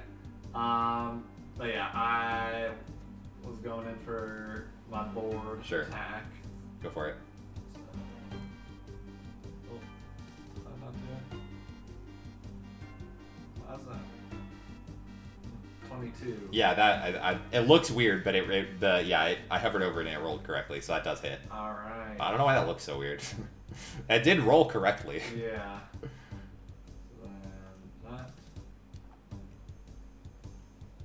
8 points of damage. Points of damage.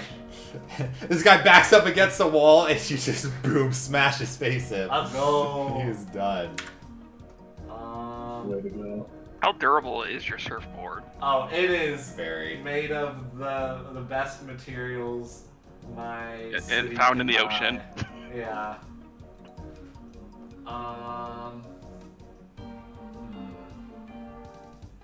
And I guess that'll be it. I don't know if I necessarily want to get close to that. Okay. So this goblin I will now add to initiative. It got a 4. I rolled insanely low for the 2 polar bears and this last goblin.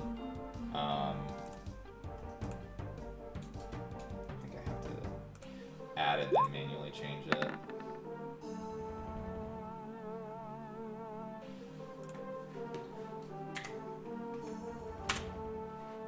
Okay.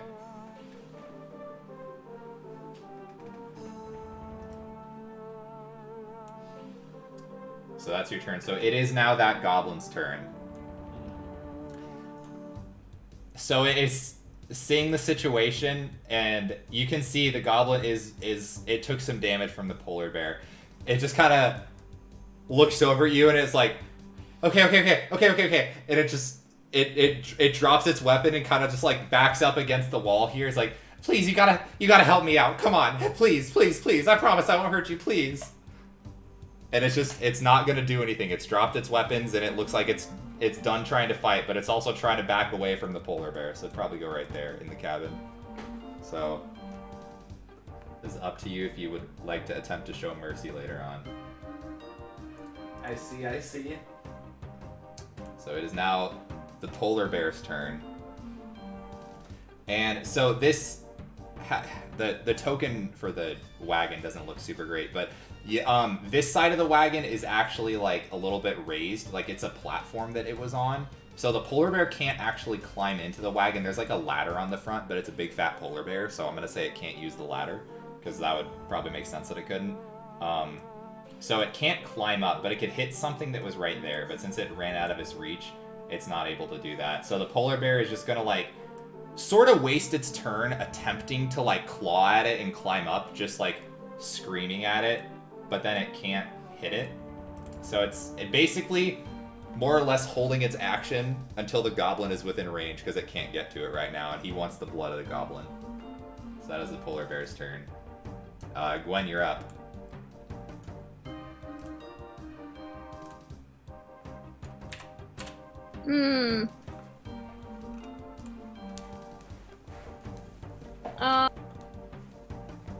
So the goblin's in the wagon there? Yeah, so it's a little weird, but yeah, so the goblin is in the wagon. You can't see it from here. So the only entrances to the wagon, so there's on the right side is the front of the wagon, which it's like on an elevated platform kind of, is the entrance. And there's like a ladder that goes up to it, which you couldn't see, but just saying this for general knowledge, you can't see that yet. And then the only other way in, or not even an intended way in, but there's the arrow slits on the left side, which are kind of high up, and you'd have to be really acrobatics about it, and obviously an elk is not going to fit through there. What? An elk or Scrappy would not fit through there.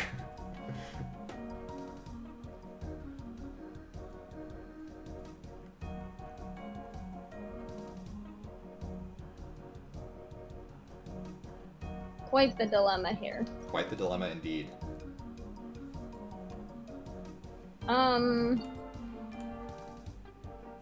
How's how is oh gosh, names. How is Eldon looking?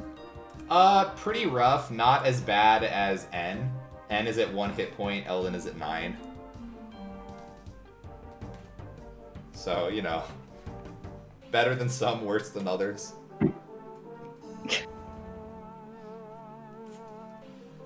Oh, I don't even. I think I'll hold my action because I don't know what I want to do right now. Are you holding your action Until for I anything see in particular? either the. Yeah, until I see either the polar bear or the goblin, like within my line of sight. Okay. Because I can't see either of them from where I'm at right now, right? Correct. Yeah, that's correct. Okay. Yeah, you can just hold your action. All right. Scrappy. So I think what I'm gonna do is, can I attempt to throw Scooby into the wagon? Sure. Give me an athletics check.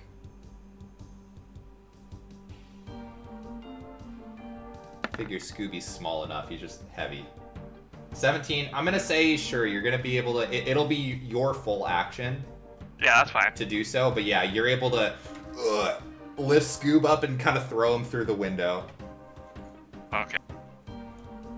So Broly, you hear a loud metallic thunk as Scooby lands right next to you. And with that bonus action, I'll have Scooby run up and attack. Go for it. I'm assuming I can't say anything. You can say. You could. You could yell out and say stop or something if you want to. Sit. Good boy. He sits. It sits right up in front of the goblin. Yeah, but he's got like bear's teeth. His metallic teeth. The goblin is shook. Turn. Alright, anything else? Nope. Alright. And you're up.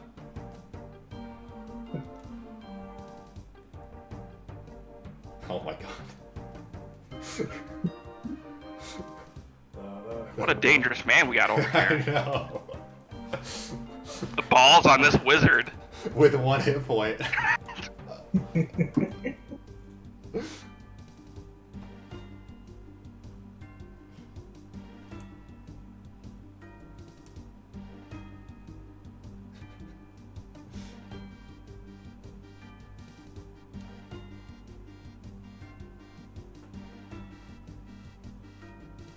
If I use Gust of Wind,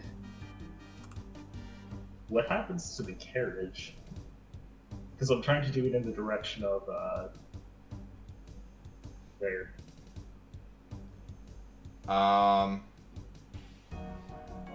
Like the gust of wind isn't strong enough to like move the whole wagon, if that's what you're asking.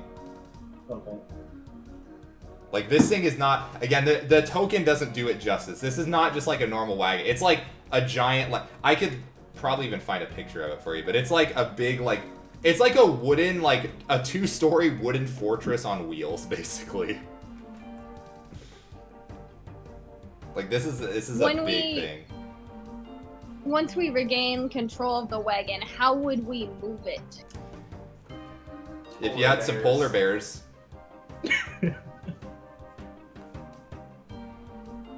There is still we got bears. one polar bear in There's the... still one polar bear singular. Yeah, we have a lion. Yeah, you have a lion. You could wild shape. Wild guess, Matt. What's up? How smart do you think that polar bear is? Probably not the smartest. But we know animals talk in this area, so... And you also have somebody who can talk to animals. If only one of us And we could also have a talk druid. to an animal. If only.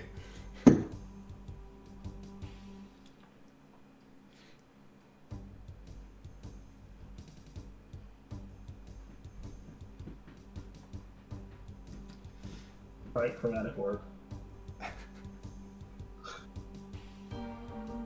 Are you gonna cast Chromatic Orb at it? Yeah. You can, certainly.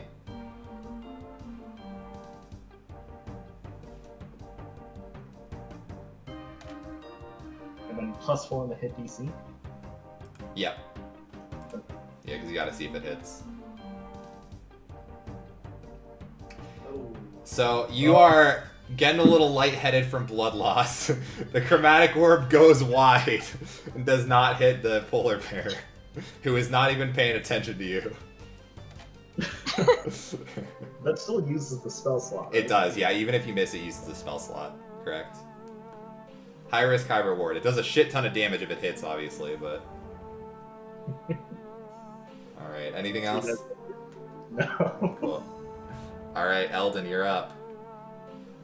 Okay, so I can't see what he's shooting at, but I'm pretty. You can. It's safe to assume it's another polar bear. Okay. Because you can hear it, and you saw another polar bear, and you can tell the wagon probably, based on its shape, had to be pulled by two things. So it's a safe assumption that it is a polar bear.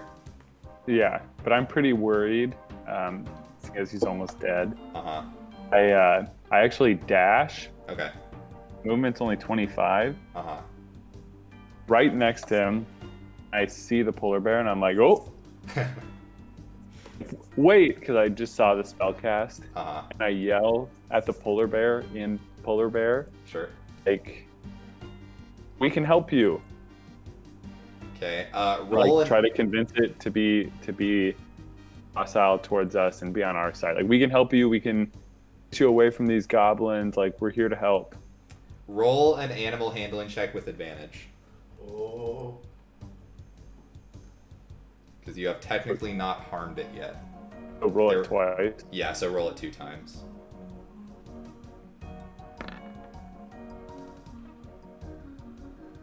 Okay. So you got a 17.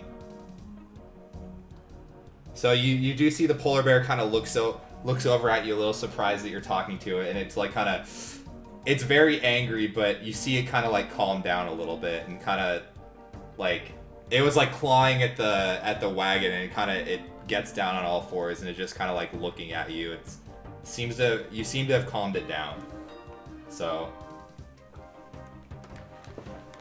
yeah. So, oh, never mind.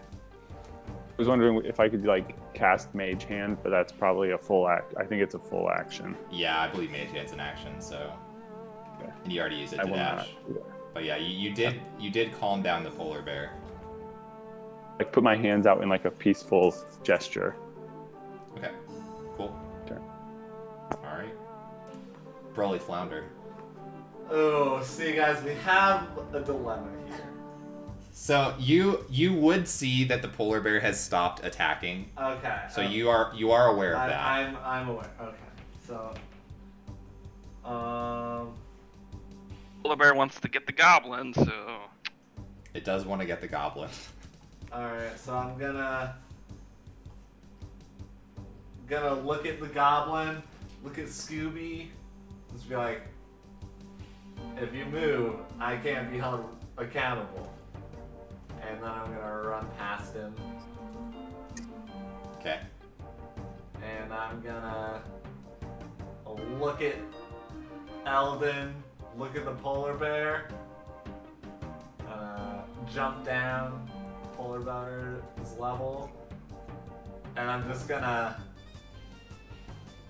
not attack. Okay. Just kind of get between them, and kind of. I don't speak polar bear. Mm-hmm. But if you think that I would know that he's calming down, and I don't think I've attacked that one either. No, you haven't. So I'm just gonna. I will, for my action, I'll just dodge. Okay. Sure. Yeah. And that's my turn. Okay. So it is the goblin's turn. The goblin is being backed up against the wall with Scoob just growling at it. It is not going to take an action. The polar bear turns over to you. Does just kind of it growls and bares its teeth at you, and is going to walk over here and just kind of look at you.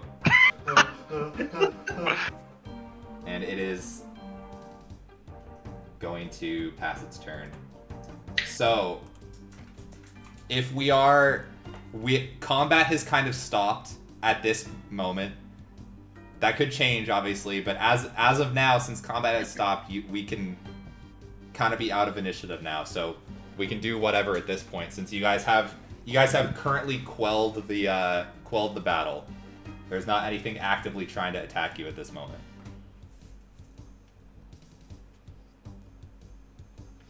Good stuff. So I guess I asked Brawley like what was in the cart, because we still have no idea what happened in the cart. Oh, I mean, we just got a sniffling goblin up here. I mean, I've seen better ones. He's fine, but we're fine. Should we question him where the iron is that we're trying to get at? Should we figure out where he's going? And I mean, what to do with this polar bear? I kind of smile at the polar bear. But I think there's a bigger, more immediate figure that should be dealt with before. Daniel, can we cut the combat music? Oh, yeah.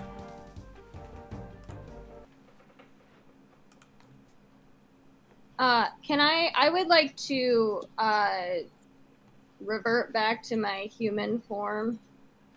Okay. And walk up to the polar bear and cast Animal Friendship. Sure. Go for it.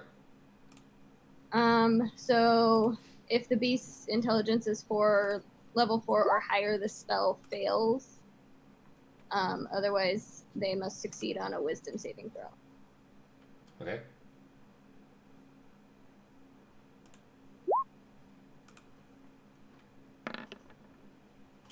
It does get a 15 on the wisdom save. Oh. So it is not... unfortunately, it does fail.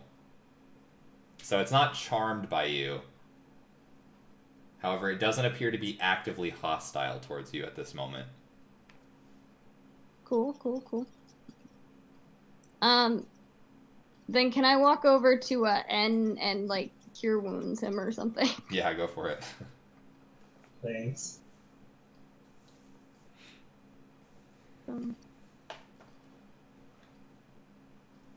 Alright, so you heal 7 points of damage.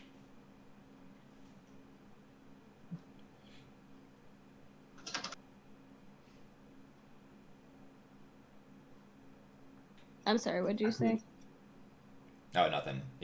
I just told him how many points of damage to heal.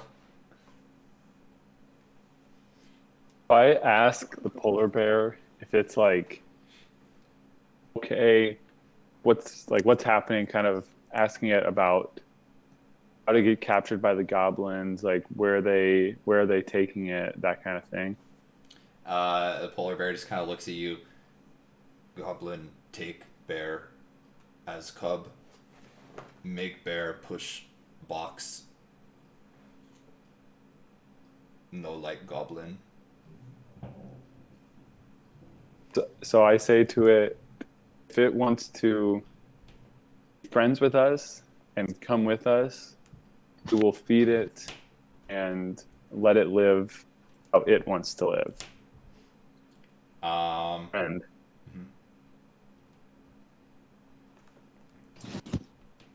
make another animal handling check with advantage. Big rolls.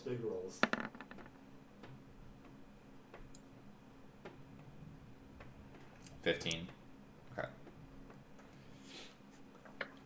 Okay, so the bear just kind of looks at you, and then it looks over right there and sees the other dead bear. Oh no. Oh no. Oh. and it just kind of it growls a little bit. It's not actively like attacking you, but it's like, bear wants be free, not to go with anyone. Kill goblin. Want to kill goblin. I relay this to everyone else. I'm like, well, guys, since we fucked up its friend, it doesn't want to go with us, but it's not going to hurt us. I don't know what you're talking about. That thing died by the hands of a goblin. I saw it. I mean, that's what I was going to say.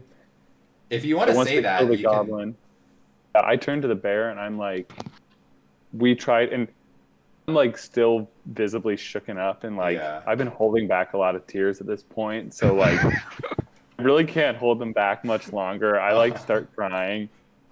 I'm like, the goblins killed it. Like I tried to stop the goblins. I was trying to like kill the goblin on the inside that was trying to hurt it. I'm sorry. You know, we're all on the same side here, and just like kind of losing it a little bit. Okay, give me a deception check at advantage. I'm giving you advantage on all these rolls because the bear and you have common enemies in the goblin, and because you speak its language. So, but it's not an automatic success because it's not like it was charmed. Yeah. But so I'm giving you a shot. Oh, Jesus.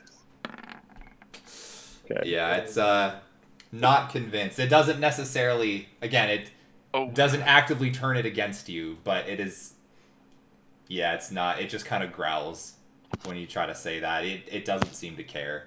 Like, the other bear's dead, so that's all that really matters to it. Yeah. But I'm like, it's a no-go. But we should, once the goblin, we should probably talk to that other goblin, though, to find the iron. And, you know. Man, I'm all about the fighting, but if it's a polar bear that doesn't want to fight, I think we should just let the poor thing go, and then we can just do with whatever for this goblin fellow. How are we gonna get the wagon back, though? Do we need the wagon? That was the whole reason we came out here. I thought it was. Is this the wagon that they? No, so that was the one. Assume. The one to the left was the sled that. Oh. Yeah. So this larger thing again. This isn't what you guys are next to. Is not a wagon. It is very clearly some sort of like fortress on wheels that was created by the goblins. So like. Oh, well then fuck, let the polar bear go. Yeah, so what it seems like was that the goblins intercepted the sled that had the iron ore in it or whatever, probably after the supposed Yeti attack. Be free. Yeah, I just turn to the polar bear and I say exactly that, like, be free, friend. Just kind of like point away. Okay. So the polar bear is going to kind of walk this way, kind of go past the other polar bear, kind of like nudge it, see if it moves. It doesn't. And then it just kind of walks away, picks up the dead body of one of the goblins in its mouth, and just runs off. Now I'm depressed. Let's go fuck up a goblin now. I'm like mad. Start a bonfire. I cast create bonfire and pick up like basically a torch. I'm like, let's go talk to this goblin. All right, so yeah, the goblin is still standing up against the back wall, just kind of not wanting to move, lest it be attacked by Scoob. I'm gonna do the thing where I'll stand like at the other wall, arms crossed, but like, kind of like moving my muscles, my biceps to make them look a little bigger. And just kind of stand and try and intimidate them a little bit. Okay. Stand and flex. Yeah. It's just kind of like eyeing you, not saying anything. Just it's visibly shaken. So I'm just gonna stand behind Scoob and just stare at him as well. okay. We're just staring.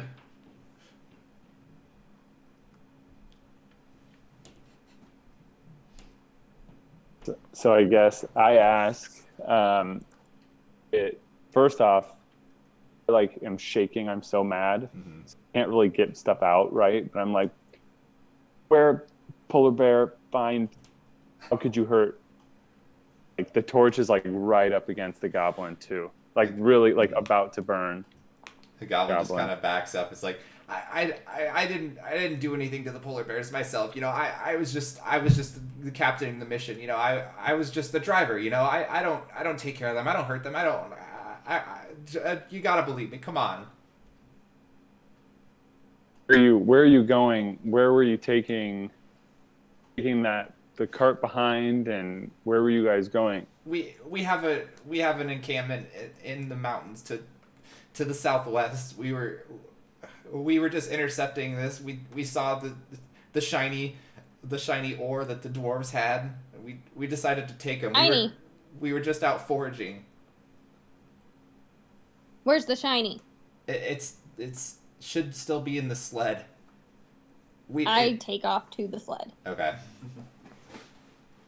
Yeah, we some of the other goblins, the other 6, they were just dragging it. You know, they were following behind us. We didn't actually load it off into the fortress here, but all this stuff should still be in the sled. You can take it. I don't need it. I don't need any of it. I can just say, oh, we tried to scavenge and we didn't find anything. I don't need it.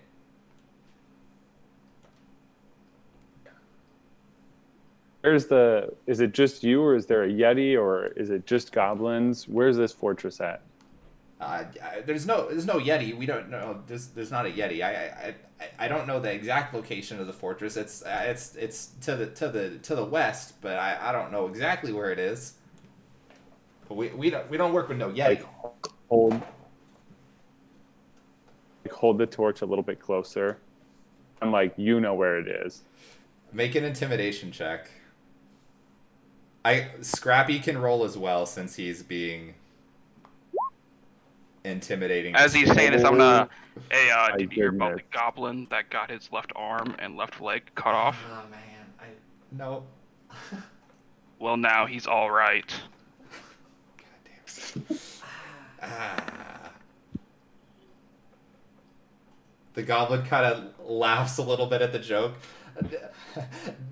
No, really, you gotta believe me. We don't work with the Yetis. I don't know exactly where it is in the mountains. Look, it's to the south and the west. I don't know. We don't have maps in our tribe at all. You know, we just gotta live in the mountains. You gotta believe me. I look back to everyone else, kind of like, with what should we do? Look, I'm cracking my knuckles. Just let me at him. Can I roll an insight check? Sure. Yeah. Okay, well. Yeah, he seems pretty shaken, so I don't know. It's hard to tell specifically, but he does definitely look scared. is there like anything of interest inside this,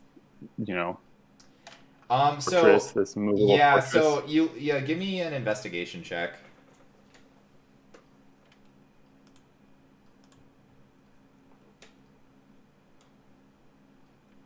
Okay.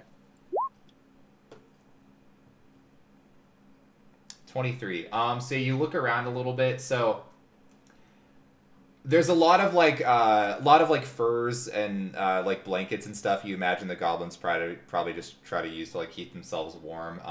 There's some meats that you see like piled up in a little box in the corner. You do see, it looks like there is like a small container that holds 2, like, it looks like potions with like a sort of like a light green hue to them.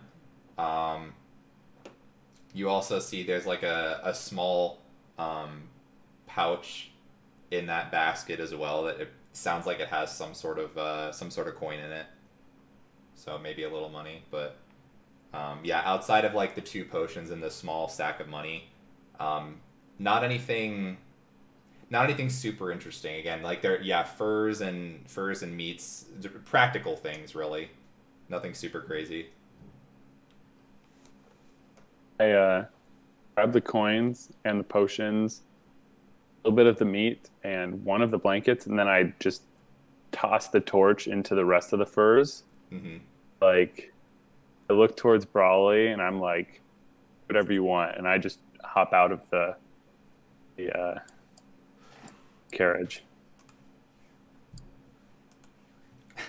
Pretty upset. I like that DJ Khaled gif where I'm just like, or I don't know who it is, but where you just like looking, it's like all tasty.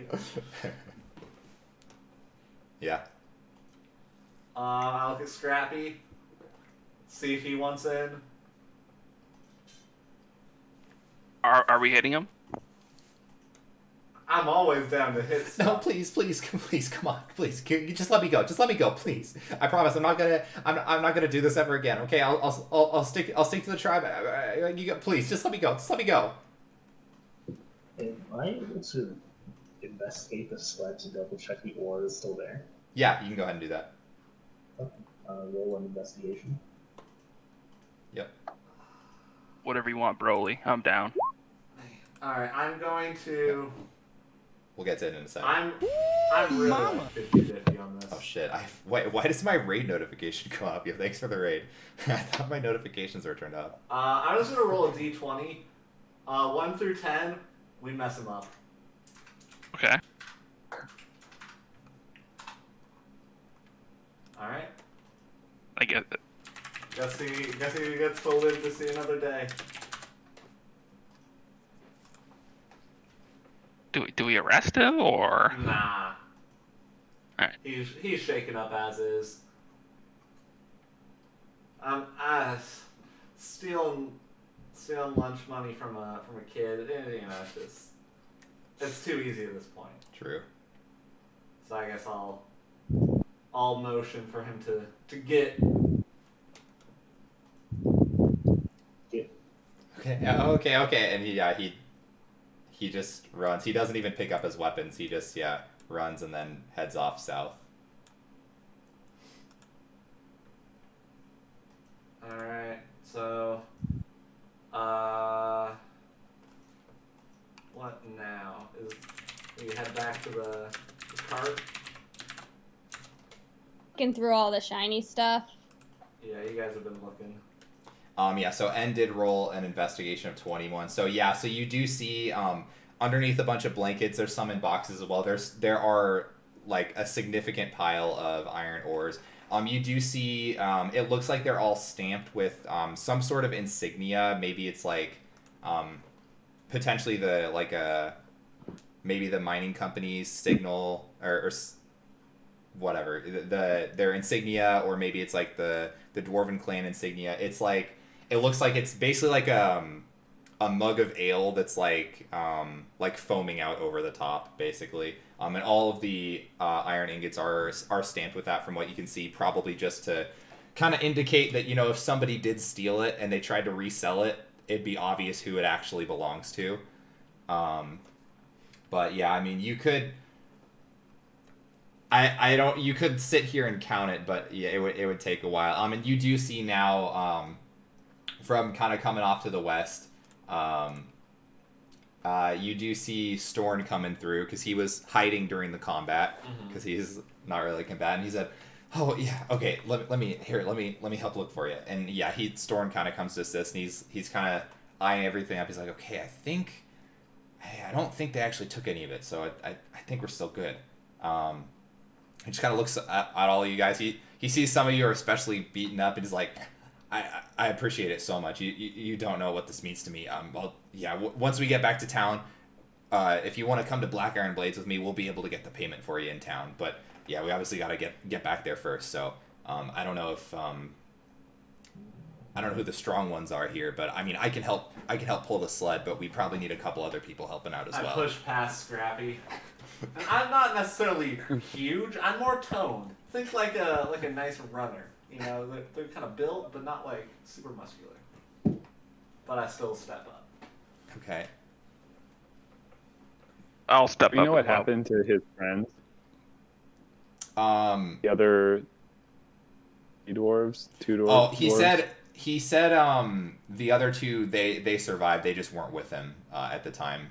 But yeah, they were because he said there were four of them. One of them died, and then him and the two others survived, but the other two were just back in town. Okay.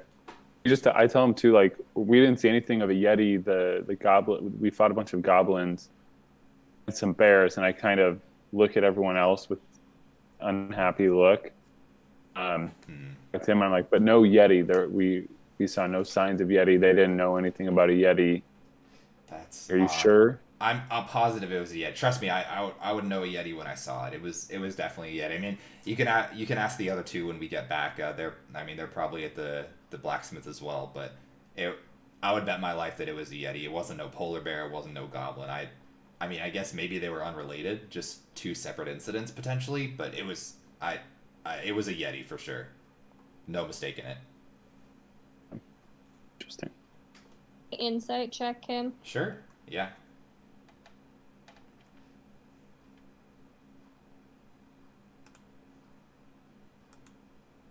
12. You don't see any reason to disbelieve him necessarily.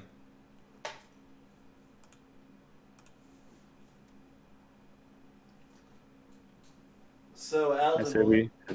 Eldon, what kind of coin we talking? You got? I saw you picked up a bag in that fortress. I open the bag up and look inside. Okay, so you open it up. And what? It is at you guys are loaded now. You had 25 copper pieces, Oh my gosh, 13 silver pieces, we're rich. and it looks like there's like a whistle made out of bone, and that's it. Can I No gold. do like a insight check or a? Can I try to figure out what that whistle is? Yeah, you can investigate it if you want to do that. Investigation. Could I do a survival check around the wagon to see if there's any hint of Yeti tracks or anything? Yeah, sure. 24. It appears to just be a whistle made out of like a bone. So it doesn't appear to be anything weird about it. And, well, I guess it's Okay. weird that it's a whistle that was made out of a bone, but that's where the weirdness stops. 16. You don't see any Yeti tracks. So the only tracks around this area specifically that you see are like tracks that you guys made, or the goblin, or either the sled or the big wooden fortress. So nothing that appears to be a Yeti. Polar bear tracks obviously as well, but yeah, no Yeti tracks. There's something hinky going on here, guys. There is. We should go look at the initial spot as well again, where this all started. So if you just based on where you are right now, again, it's getting a little bit later. Again, keep in mind you only have 4 hours of daylight, and it was probably like halfway through that point when you guys set out, and it took about 45 minutes to get to the first spot and 30 minutes to get to here, plus all the time to fight. You probably have like half an hour of daylight left, and that spot would be north. It was like directly north of you. So you left town, went northeast, found the initial spot, and went directly south, which is where you are now. So you're actually kind of close to town, but yeah, and you could go back to that the sled, but where it was initially. The issue is being able to find it because it's going to be getting dark by the time you start to approach that. So you certainly can, just making sure you're aware that it would be out in the night if you're trying to do that.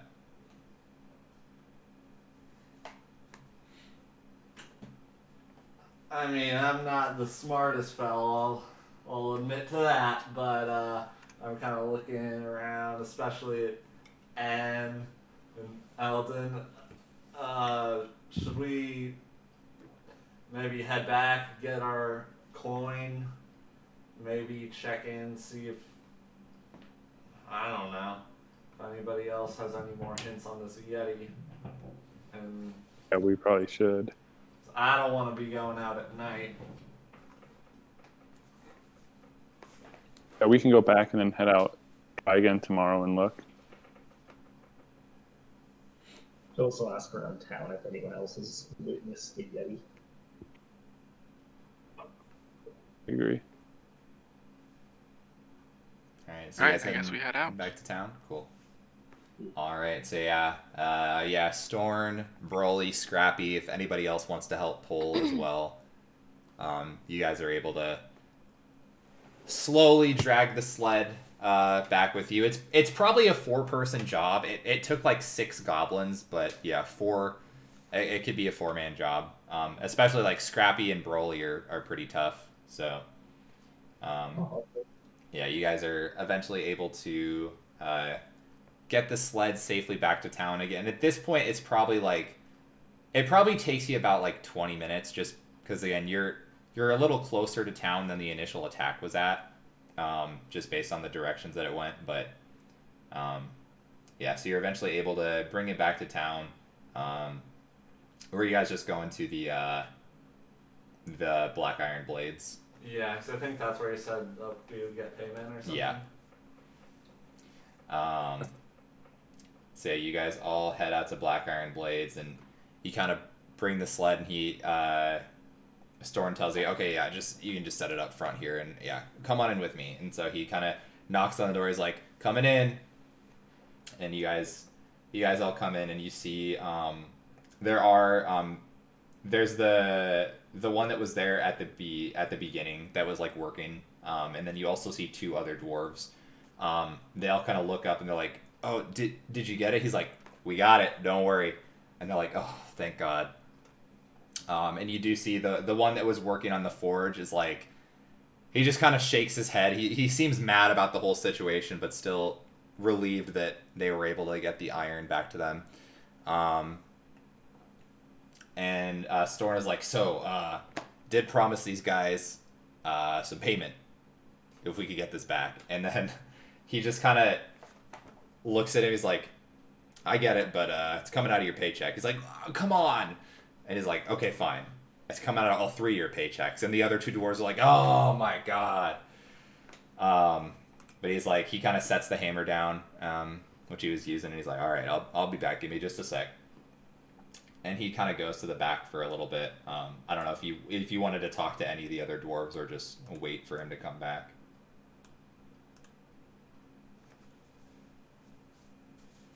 Ask them about the Yeti and just. So, did you guys see where the Yeti came from, or where the Yeti went, or Well, what happened with it? What we didn't prompted really the attack? see. And the other one talks. It's a female dwarf. And she. You do see. Now that they're inside a little bit. Yeah, Storm does like take off his like winter gear, so you kind of see what he looks like a little bit. The woman, she seems to have kind of a raspier voice. You do see she actually is missing one of her ears, and it looks like she's missing a couple fingers on one of her hands as well. And she kind of looks up at you. She's like, well, I don't really know exactly where it went, but we know it came from somewhere up north, maybe possibly from Kelvin's Cairn. But yeah, we were just trying to get the fuck out of there, so we don't really know where it went after the attack. Interesting. It's good you're safe. Sorry, what was that? I said it's good that you're safe. Oh, yeah, no, thank God. Unfortunately, it can't be said the same for Ubak. He was a good friend, fine worker, but yeah, times are tough. We weren't expecting to get ambushed by a Yeti, but what can you do? He lived a good life, so. Again, we appreciate you, all the work that you guys did. We probably wouldn't have been able to get it back without your help. And yeah, Storm chimes in. He's like, yeah, there was a bunch of goblins that had attacked us, which it was weird. And the female dwarf looks at you. She's like, yeah, goblins don't normally work with Yetis, so I don't think those were necessarily related. It might have just been a really bad stroke of bad luck, but who can say for sure? The goblins normally ambush you, attack you like this. We interrogated one, said they go on raids.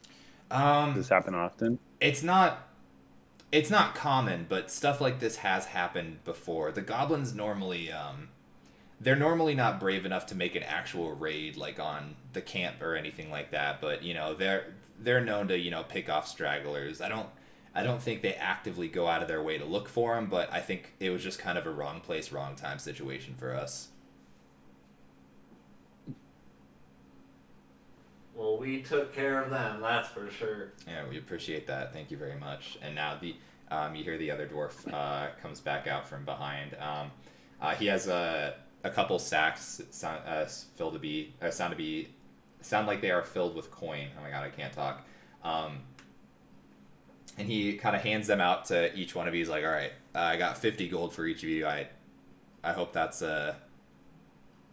plenty, but 5-0. 5-0, yeah. Woo! 50 gold for everyone. It was a last minute quest. I was told that we greatly appreciate you helping out with at the drop of a hat like that. So yeah, it doesn't go unnoticed. So appreciate it. It's what we're here for. And I flashed the pin. Don't we have like a pin? Little Yes. insignia. It's like, oh, I see. You're with the new crew that Duves is starting up.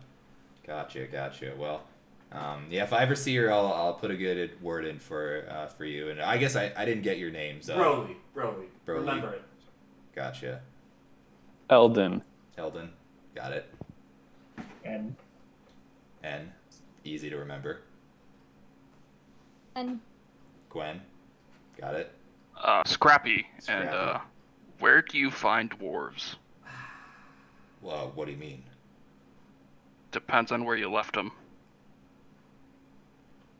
He just kind of looks at you as like, you get the sense that he doesn't understand that it was a joke. He's like, what do you mean? Broly also does not understand that it was supposed to be a joke. How do dwarves greet each other? I mean, we normally just kind of say hi, like everyone else. Small world, isn't it? I mean, yeah, I guess it is. Kind of big. Okay, I walk away. Okay. That guy's a little weird. Yeah, but put up with him. Yeah. Well, anyways, my name's Garn. Yeah, if you ever need any metal work done, you can always come to Black Iron Blades. I gotta get to work, and again, I got some orders to make. But again, I do appreciate it. Thank you very much. But kindly exit while I have work to do. Thank you. Thanks again. Thank you. Be safe.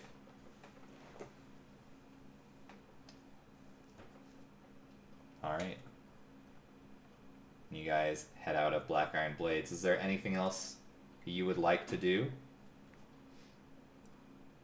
I almost want to head to the library and research generally the habitat and diet of Yetis. Okay, so you've been staying here for like a month or two. There's not a library in Bryn Shander. You could maybe ask around to see if there's any in other towns, but yeah, there's not a library in Bryn Shander that you're aware of. So you'd maybe have to ask somebody else.